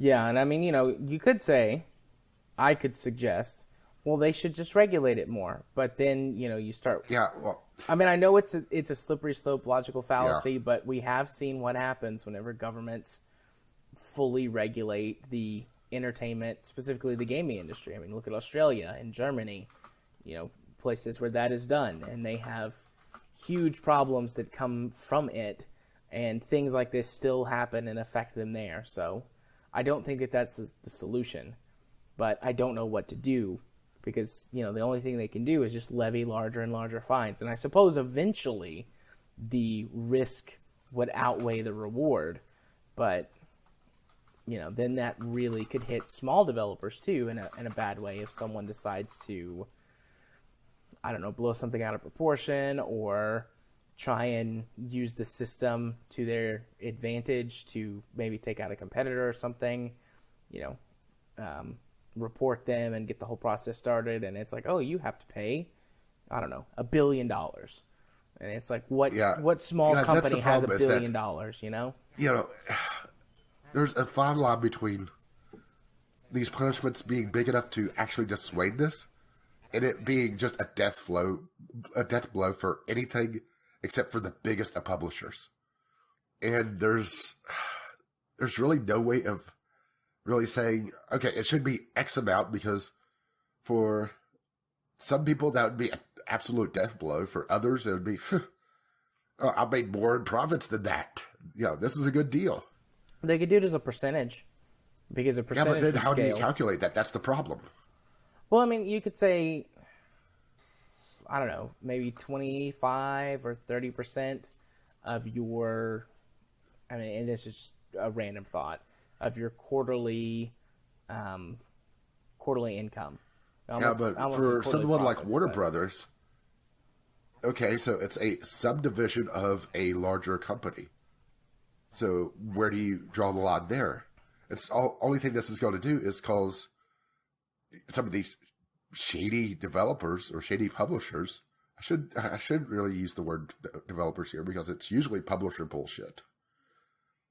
It's going to cause these shady publishers to just split further and further.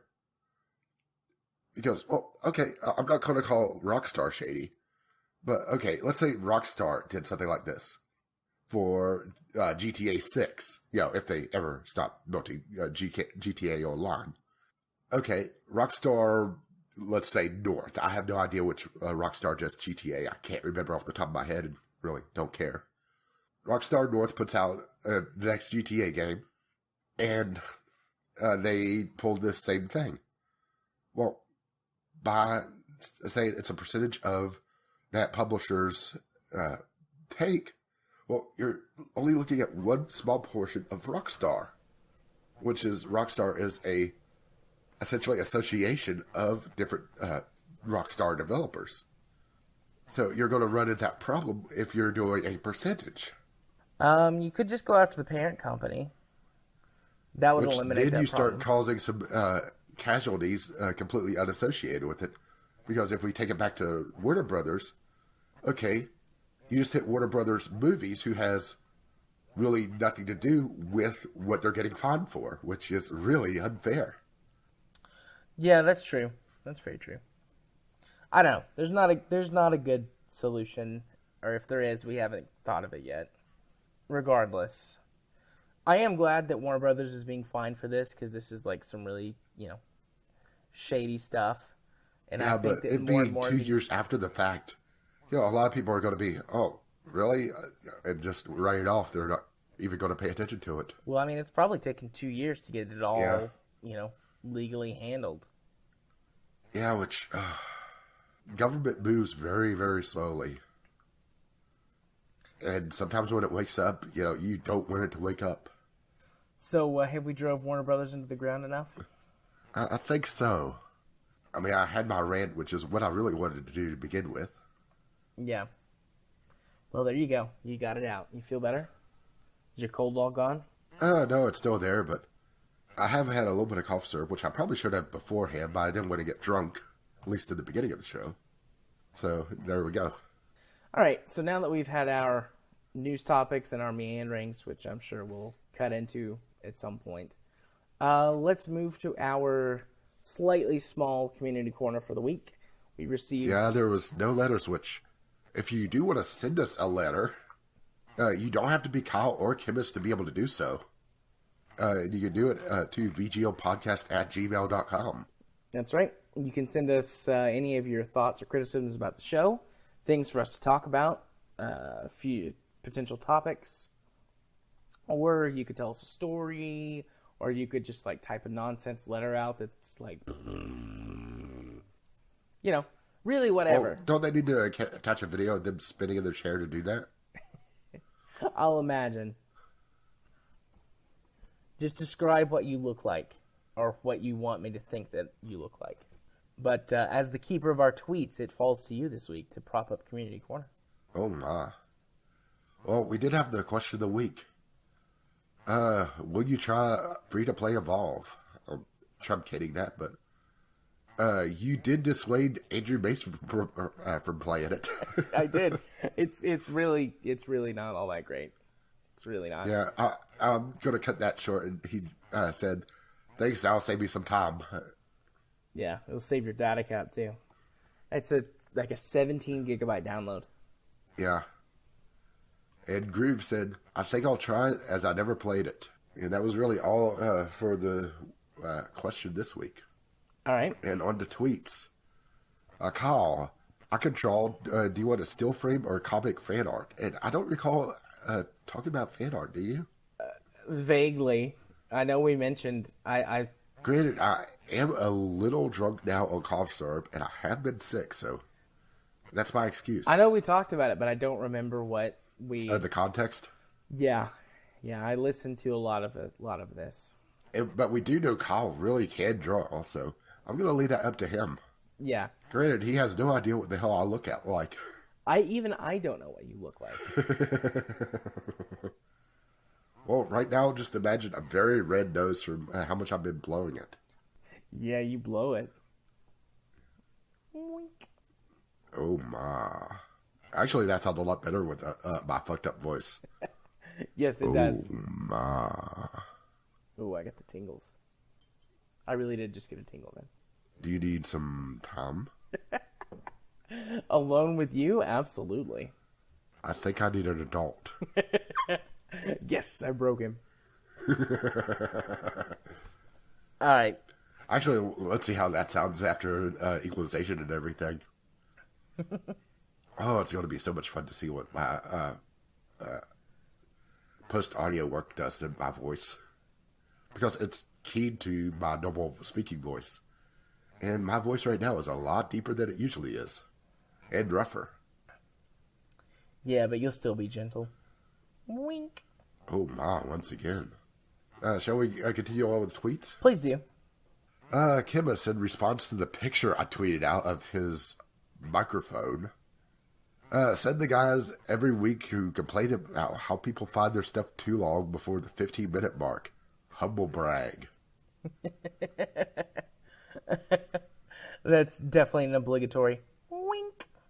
Which, if you didn't see how he had his microphone set up, well, he could only be so erect. I mean, we both went to the same place with that when we saw that picture, right? Oh, yeah. Yeah, there's the meme. Well, I can't think of the actor's name, but it's Mac from Night Court. He sets up and says, "That's a penis." And then there's the counter where he says, "That's a penis," and then just leans back and smiles. The same clip played in reverse. Yeah. We both had that. Both of those. Okay, Kyle. No audio letter this week. Too busy to record. So I'll leave you with this. If you designed a game, what would the premise of it be? If we And I'm far too sick and uncreative to really think of anything. So I'm going to say I want to see a genre revived. The God game genre. yeah, that's pretty good. That's pretty good. Okay, so if we designed a game, what would the premise be? Oh man, that's I could go several different directions with that. Okay, if I designed a game, what would the premise would be? It would be. Well, here's the problem: is that every premise I thought of until I gave up and went with God games. I did a quick search. It's like, well, fuck, that exists. Granted, it sucks, but it exists. Because I like the idea of like a sort of a game dev tycoon game style of managing an online guild in an MMO. That exists. Yeah. Oh, not well, but it exists. Yeah. Granted, I would want a lot more humor than what they put in that game. But, it's one of those things that there's no new ideas. There's only new takes on ideas. Yeah. I think the thing that I would want to see the most if I was designing a game would be, what's the right way to say it? A continuation of Freelancer. I don't know if it would be like a spiritual successor. Or would that be Star Citizen? I don't think so. Star Citizen to me doesn't feel like Freelancer. I know the same people who worked on Freelancer are building Star Citizen, but they feel like two very different games. Freelancer is very, very, very story driven, whereas yes, Star Citizen has got the story portion, but it's mostly focused on the multiplayer portion of the game. Freelancer is probably my favorite, or in like the top 2 or 3 of my favorite games of all time. Oh, did you ever play Wing Commander? I did play Wing Commander. I wouldn't mind seeing that come back. But I'm not sure. I think there was a talk of a Kickstarter for it at one point, but I'm not sure if it ever got off the ground. Yeah. So, basically, like, a good portion of the games that I play and talk about frequently are me chasing the Freelancer experience. That's why I played the Starpoint Gemini series. It's the closest thing I've found to Freelancer since Freelancer. I've played a couple other games that are similar to Freelancer and claim to be, inspired by Freelancer and all of that jazz. So if I was going to build a game, that would, my serious premise would be building the next, Freelancer 2. Yeah. That's what I would be doing. Yeah, what's the problem is there a market for a Freelancer 2 these days? Or has gaming kind of I hesitate to even use the word evolved, because honestly it feels like a lot of games are a lot more simple than what they were. But has gone past what they would what Freelancer 2 would offer. Yeah. That's the problem. Yeah. I don't know. I don't care. If I'm building the game, I just want it for me. But yeah.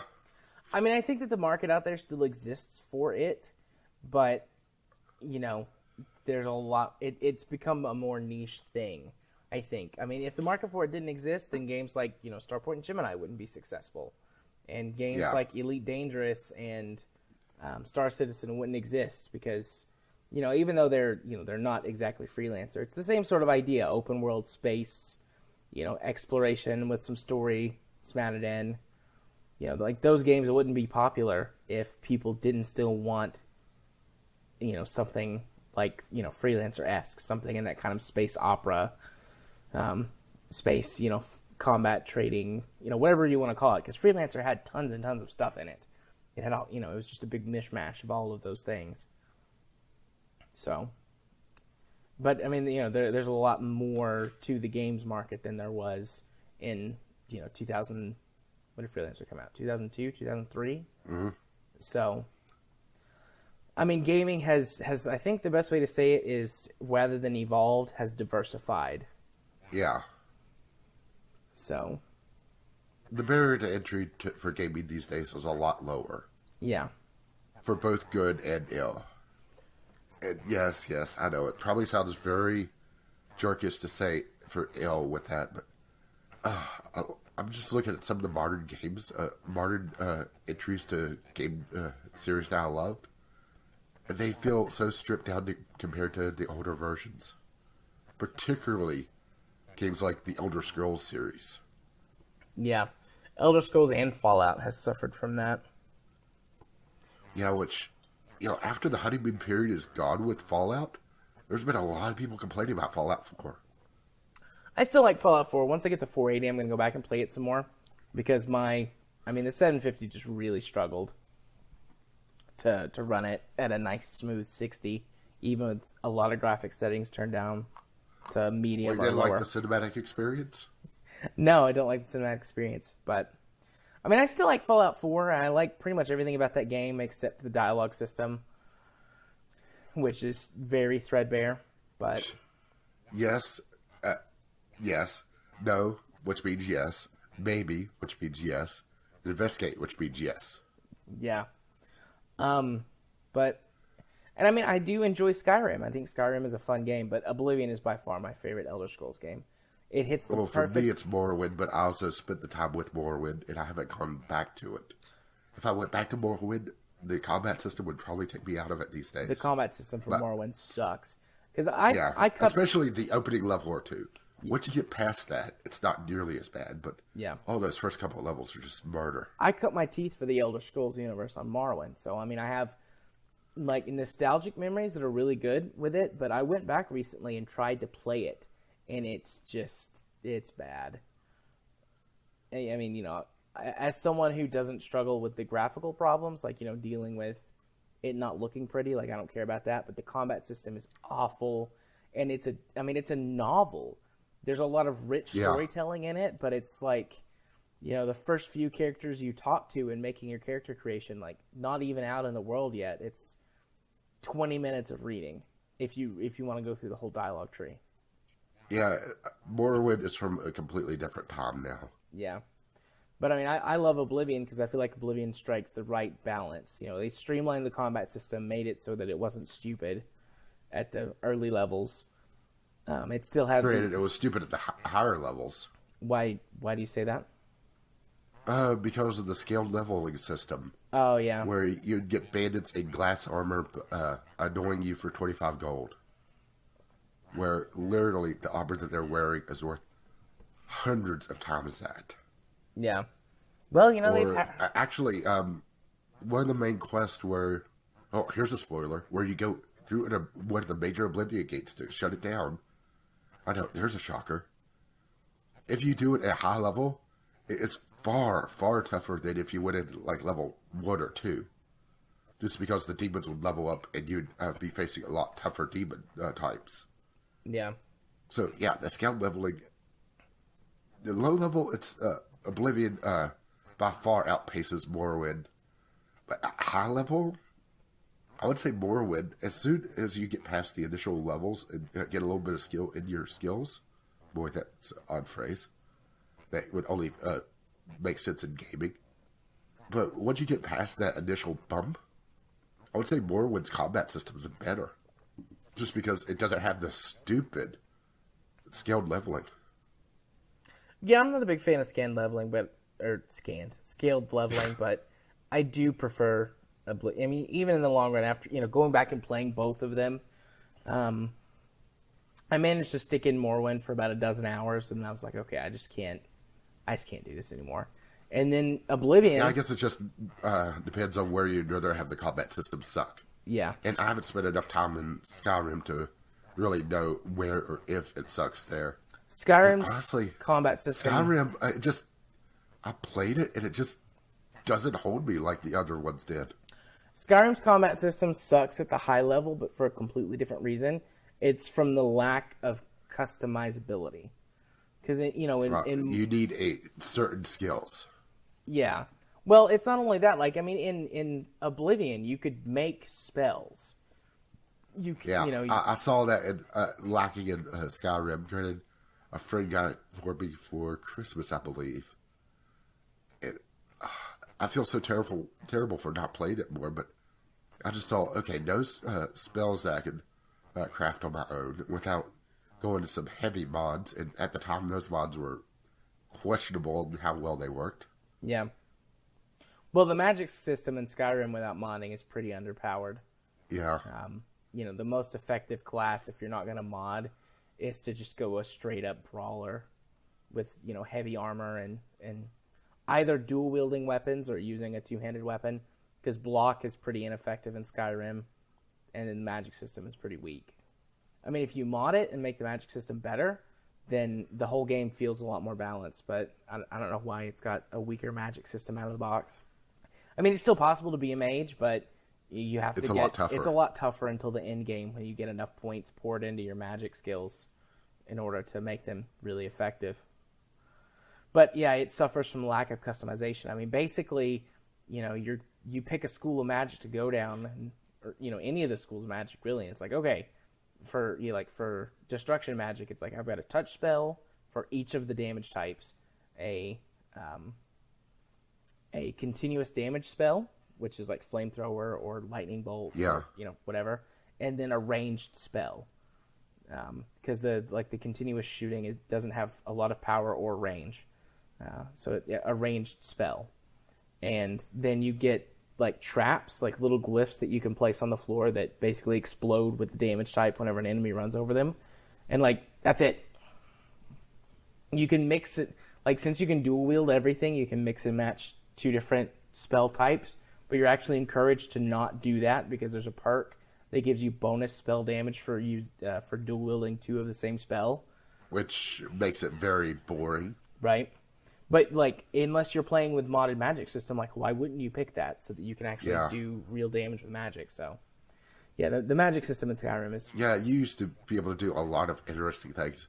Well, my experience with it is more Morrowind, where you had to build around some of the more powerful armor having some drawbacks that you had to be creative with avoiding. Yeah. Like the boots of blinding speed, for example. I don't think I ever found those. Well, Did they actually make you blind and then run really fast? Yeah. Right. Yeah, it would completely blind you, but you'd be super fast.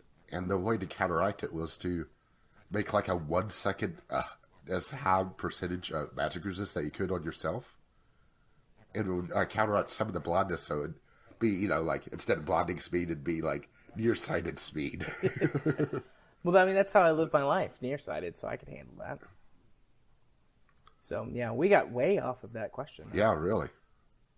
Well, so much for being a short episode. Nah, we're still going short compared to other episodes. I mean, the recording's at 2:20, and there's going to be a lot that gets cut out for all of our breaks. Yeah, my timer's just barely hitting 2 hours now. Yeah, so what else do you got? How many other tweets? Just a couple more. Okay. Kyle, once again, sure, I can guest host if you need me to, provided I'm not missing any given week. Well, we could have used you this week. Because I'm crazy, and I don't want to put out a freaking episode if I'm living. Yeah. Well, we've got two. That's what they're there for, but, we'll just hold on to both of them for the future. What can I say? I want to record if I'm actually capable. And I'm technically capable this week. Well, you've been capable so far. Oh, my. And finally, we have Chemist. No input from me this week. Too busy catching Weedles around town. There's a gym at a church nearby looking for a gay Clefairy to take over. Oh, Chemist, amazing. I love you. Yes, I love you too. You should guest host sometime, Chemist. That might be a little weird, though, since you're in Europe and your time zone would be very different. Although that might make it easier because when we record, it's early morning. Yeah, we're at stupid o'clock.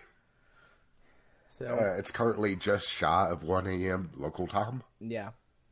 So, judging by... Which, it's still stupid o'clock for him. At Zulu, it's just creeping up on 5 a.m. So, yeah. But yeah, Chemist, if... I wish you were closer to that gym to actually cause that, but that would be hilarious. But if anyone wants to email us, once again, that is vglpodcast@gmail.com or tweet us at vglpodcast on Twitter. Yeah. So, time for Steam deal recommendation thingies. Yep. I've got 2 and you've got 2, so we'll just alternate. All right. You can go first. Yeah, and I did copy these into the show notes for you. Shame on I you. forgot about it. Shame on you. That's all right. Well, I think you'll at least know this first one. Okay. What is it? Planet Base. I do know that first one, yes. Planet Base. What Space Base DF9 should have been. I mean, let's be perfectly honest. That's what it should have been. It is a base builder where you're building a habitat on various planets. Not really a lot to talk about just because it is a very simple concept. It's essentially, just your typical base builder, only you're dealing with space-related stuff. You're building airlocks and modding and spacesuits. There is some people that have been complaining about a lack of content in the late game, where you hit a point where it's pretty much just autopilot. But that's also a problem with most of these games in this genre. Yeah. It's just, how quickly you get to that point. And also, the random events that can happen are kind of bullshit because most of them revolve around either, at least from what I can tell on my on the reviews I read, because I will admit I haven't played either of my picks this week. Okay. Either pirates coming in and trying to take over and you have your guards fight them off, or meteors come down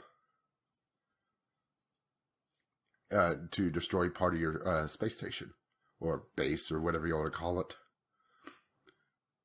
And that's really it. That's not a lot of variety from everything that I can tell on random event wise.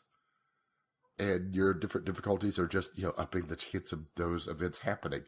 I would love to see more variety and possibly some more late game, depending on how quickly you get to that, just autopilot phase.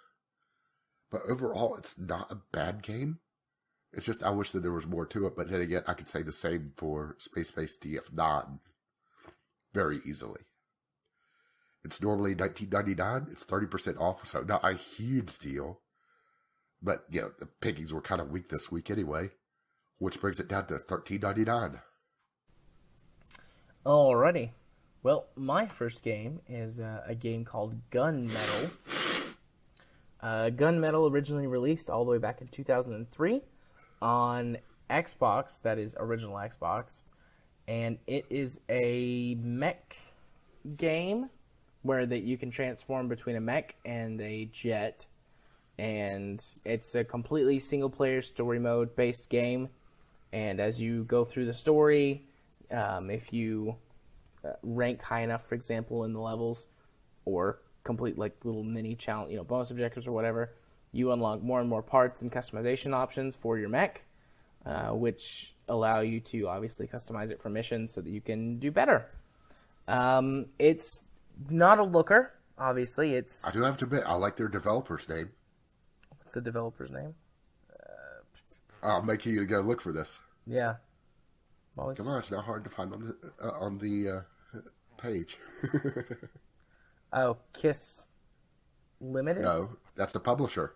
Oh, developer Rage. Oh, Rage Software. Nice. So it's been probably a decade since I played this game. I have no idea. I actually have this game, but I never really put time into it. I have no idea how good, the PC port or remake. It is rated mostly positive, and it does have trading cards, which brings the price down quite a bit. Ooh, yeah. So I don't own it on Steam, but I played it way back when on the original Xbox, and I might buy it because it's 90% off from $9.99, so it's 99 cents. Which Steam trading cards brings it down to probably about the 50% range. Probably. So I'm down for that, yeah. All right, what's your next game? Okay, my next game is Cargo Commander. You know how I love my roguelike games. I almost picked Cargo Commander. Almost. Yeah. Yeah, Cargo Commander is a roguelite platformer where you're a guy at a cargo ship just grabbing random cargo containers and going through them to get space junk, essentially. Procedurally generated. It is using the seed system, so If you type in a particular seed and you give it to a friend and give them that seed, they'll get the same level. So it has a bit of a competitive seed there if you want to, play against your friends. Say, oh, I found this really cool level. And, hand them the seed. But not a lot to talk about just because it, well, for one, I haven't played it. It's more just, secondhand knowledge of it. But it's an interesting looking game, and it is also on the cheap. It's normally $9.99, but 75% off right now, bring it down to $2.49. An interesting roguelite platformer that has a lot of replayability just because, that's the nature of the subgenre. And it's also in that nice little impulse buy range, which it's very tempting for me right now because it's been on my wish list for ages, and I've just never really pulled the trigger on it, and I'm not 100% sure why. All right, you're up. Alrighty, well, my next game, or my last game, is Restaurant... Which is also your next game. Yes, is Restaurant Empire 2. Have you ever wanted to own a restaurant, decorate it, choose the type of cuisine that it sells, advertise it so people will come in? Well, this is the game for you. It's just kind of wacky and silly. It's got some management. Obviously, it's a management type game. The management aspects to it aren't too in depth. The first one was really stupid. You could get like girls in bikinis to come and be your waitresses and the. Well, wait, I'm not allowed to do that? Well, you can still do that in this one, but it's more difficult to unlock. It just takes longer. Like that was one of the starting things. It's like, all right, you open your first restaurant. It's like, what do I want my staff to be? You're picking your staff uniform, and you realize it's like, oh, I can just put bikinis on all of them, and so that's what you do. You put bikinis on all of them. They're super cheap, and you attract lots of men. Gee, I can't imagine why. But it's just a fun. It's almost as if there's a restaurant chain that's devoted around scantily clad women. Yeah. So, I would imagine it would have a name, reminiscent of a pair of tits. I wish that instead of being called a Hooters, it was called a pair of tits. That'd be so much better. But yeah, it's just a silly kind of management game where the object is to, manage a restaurant, sell food. Normally it is $19.99. It's 66% off, so it puts it at $6.79. So that's your picks. That's my picks. That means it's time to move on to the end of the show. Yep. Rach, what's going on for you this week on your channel and whatnot? Well, my recording schedule's just shot on to hell because, you could hear my voice. Right. But assuming this doesn't absolutely kill my voice tomorrow, I should still be on schedule for next week. As always, I'm running 3 series. I literally just started on Victor Vran, which you saw the first episode of. I did see you comment on that. Yep. Looks pretty good as far as, Yeah, it's almost anti-RPG just with the way it handles. Yeah. It looks actually really compelling. Yeah, it's a lot more movement-based than a lot of ARPGs because ARPGs have a tendency to just have that syndrome where you're just sitting in place and swinging away. Or you're walking up to something and hitting it with a stick or, equivalent thereof. But this is very movement-based, a lot of dodging, actually jumping. And I'm enjoying it so far. I'm due to record it again tomorrow night, assuming my voice holds out. And beyond that, I think I'm wrapping up the interactive adventures of Dog Mendoza and Pizza Boy probably next week, maybe the week after. I'm not 100% sure there, but it feels like it's starting to wind down. And I'm not sure what I'm going to replace that with. And as you heard, I'm doing War Thunder this week as a temporary replacement for Terraria while you get over your burnout. Yep. And as always, the podcast on Friday. Actually, I've changed it to being Friday at noon because the scheduler's already fucked me once. So why the hell not at this point? Oh, yeah. Speaking of that, last week I accidentally put the podcast live at like 9 in the morning on Friday. Because I set it for, for 12, but I picked, it was the 12 that means midnight instead of the 12 that means noon. Whoops. So it went live as soon as I scheduled it. Because it's like, oh, you've scheduled it for a time in the past, so I'm just going to put this live. And then once you put it live, you can't reschedule Well, it. you didn't hear that warning saying, "Hey, this is in the past." You nitwit. I just was like, click, click, click, click. Oh, whoops. So anyone who was astute could have listened to it like 3 hours early last Friday. Granted, if they're astute, they can listen to it about 12 hours early. But I'm not going to say how. Yeah. Because they have to be astute for that. That's true. That's true. I'm not going to give it away. But you could, actually. You could listen to it anywhere between 12 and 24 hours early.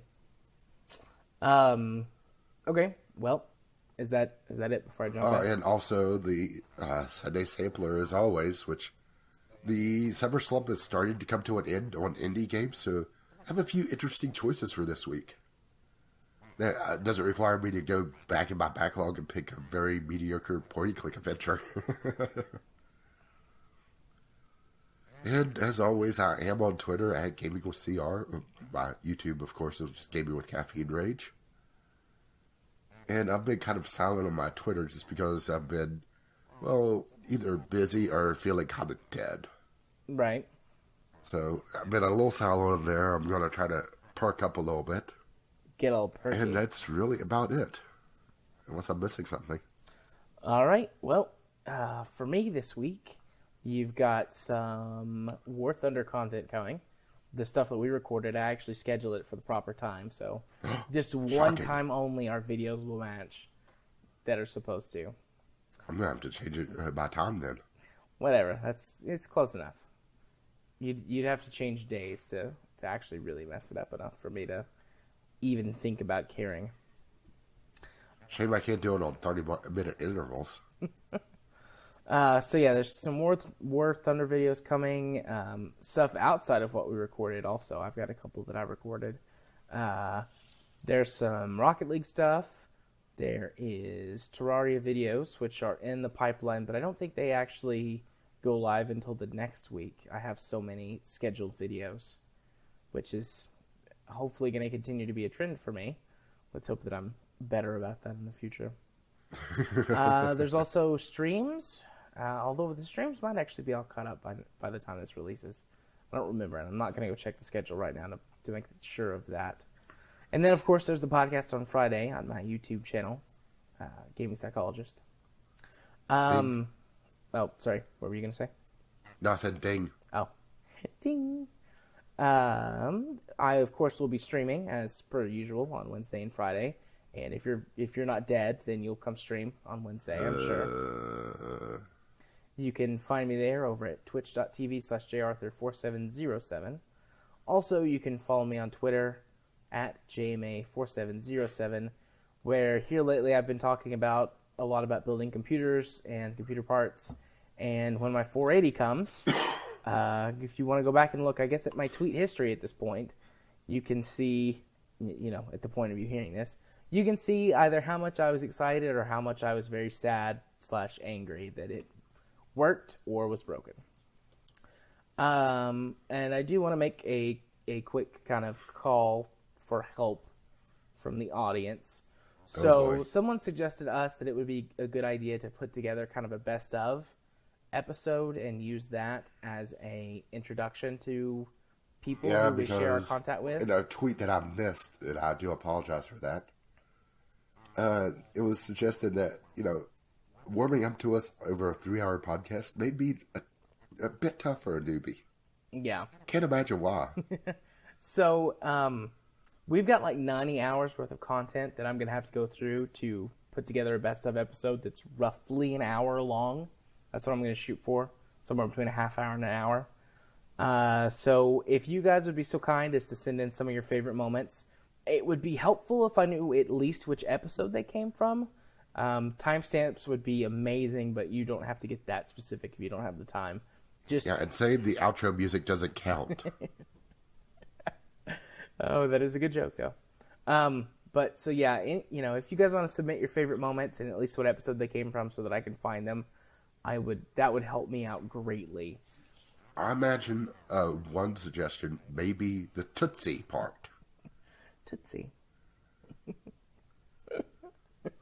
By the way, no one said Tootsie to me last week, so Oh, that's disappointing. yep. So we're 1-1. You got a 50% ratio on that one, so Which, honestly, that's a lot higher than I thought it would be. yeah. Since you forgot the tweet, I figured now would be a good place to bring that up. So please, you can tweet them to me. You can email them to us. You can tweet them to the VGL podcast Twitter account. I mean, I have access to everything, so Oh, I my. will be able to see them. Please give me Yeah, suggestions. I don't imagine any favorite parts are going to be in this outside of just hearing my voice be very funny. Yeah. Maybe I should pitch shift it. Oh, that would be interesting. Kerbalize it. That would be really obnoxious after a little while. It'd be funny at first, and then it would just turn obnoxious. Which is about par for the course for me. Indeed. But, so yeah, that I'm not was... supposed to agree with that. So, that's my stuff. That's where you can find me on the internet. And also, please send us favorite moments. What, add you on Steam? Oh, yeah, I guess I forgot about that. You can totally add me on Steam. My Steam username is jarthur4707. I will accept any random Steam requests from anybody and hope that you're from the podcast. Feel free to chat me And up. if you wanted to let them know that you're from this podcast, your password for this week is Aardvark. Aardvark. Aardvark. Wow. That's a pretty good one. I like Aardvark. Platypus is another good one. You can remember that for the future. Yeah, but now I'm not sure if I want to put it on the list. Oh, whatever. Is this the list that you made while you were high on cough medicine? Because you just had a list of partly. words. Yeah, I have like 30 words All right. or phrases. So, yes. Say Aardvark to me. And I will admit that some of them I have used a random word generator. Others I just, thought of randomly. Like, oh, that's funny. Or at least funny when I'm somewhat high on cough syrup. So, yeah, say Aardvark to me on Steam, and I will know that you're from the podcast. Or at Unless, least for this particular episode. unless you're listening to this episode like 6 months from when it originally released, in which case I will be extremely confused No, that makes it even better. why some random person is saying Aardvark to me on Steam. No, that makes it better. It completely confuse you. Because remember, you don't get a prize for this outside of just my general amusement.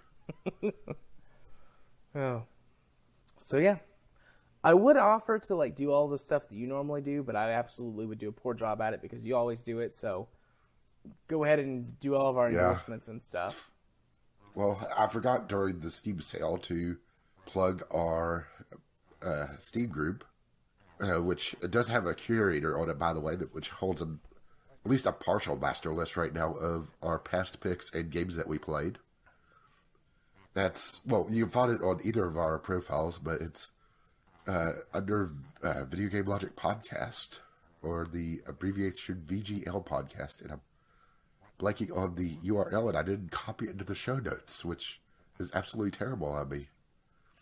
The URL for the VGL podcast. Yeah, for the Steam group, and I already got it. Oh, okay, yeah, you beat me to it. It's steamcommunity.com/groups/VGL podcast. You can find the forums there, and the curator, which is a separate follow, by the way, I might add. Don't ask me why they do it that way. It's Steam does some weird things with the community side of things to begin with. But you can see our past recommendations and the games we played and what we thought about them, at least limited to 150 characters. And we wish to thank the Internet Archive for unknowingly supporting this random nonsense. A big thank you for them. And as always, well, like we covered a little bit ago, you can reach us at VGL Podcast with your letters, voicemails, gaming-related topics, feedback, and also what you think we should have at our supercut for trying to lure in new people, which sounds a little shady now that I think about it. Just lure them in. Or you can just tweet it to VGL Podcast. Our Patreon, which we are trying to get off the Internet Archive because they are awesome, but we don't want to sponge off them too much. Yep. But for a show our size, it's very expensive, so it requires a lot of money per month to be able to host this somewhere else. You can support us financially at patreon.com/VGL podcast, but we will never paywall our content. Yep, that is a huge negative. Not going to do it. If you're watching this on YouTube, we do have an RSS feed on our official site, videogamelogicpodcast.blogspot.com, where you can find the RSS feed so you don't have to watch us on YouTube and you can just download the MP3. Or we're also on iTunes, Google Play, or any other random site that Jared finds that he decides to put us on. Which I do that from time to time. Our intro and outro music is On the Ground by Kevin McLeod. You can find his work at Incompetech.com. And as that man's lovely music starts to roll across my voice, bye now. Oh, my poor voice. I'm out of here. Bye-bye.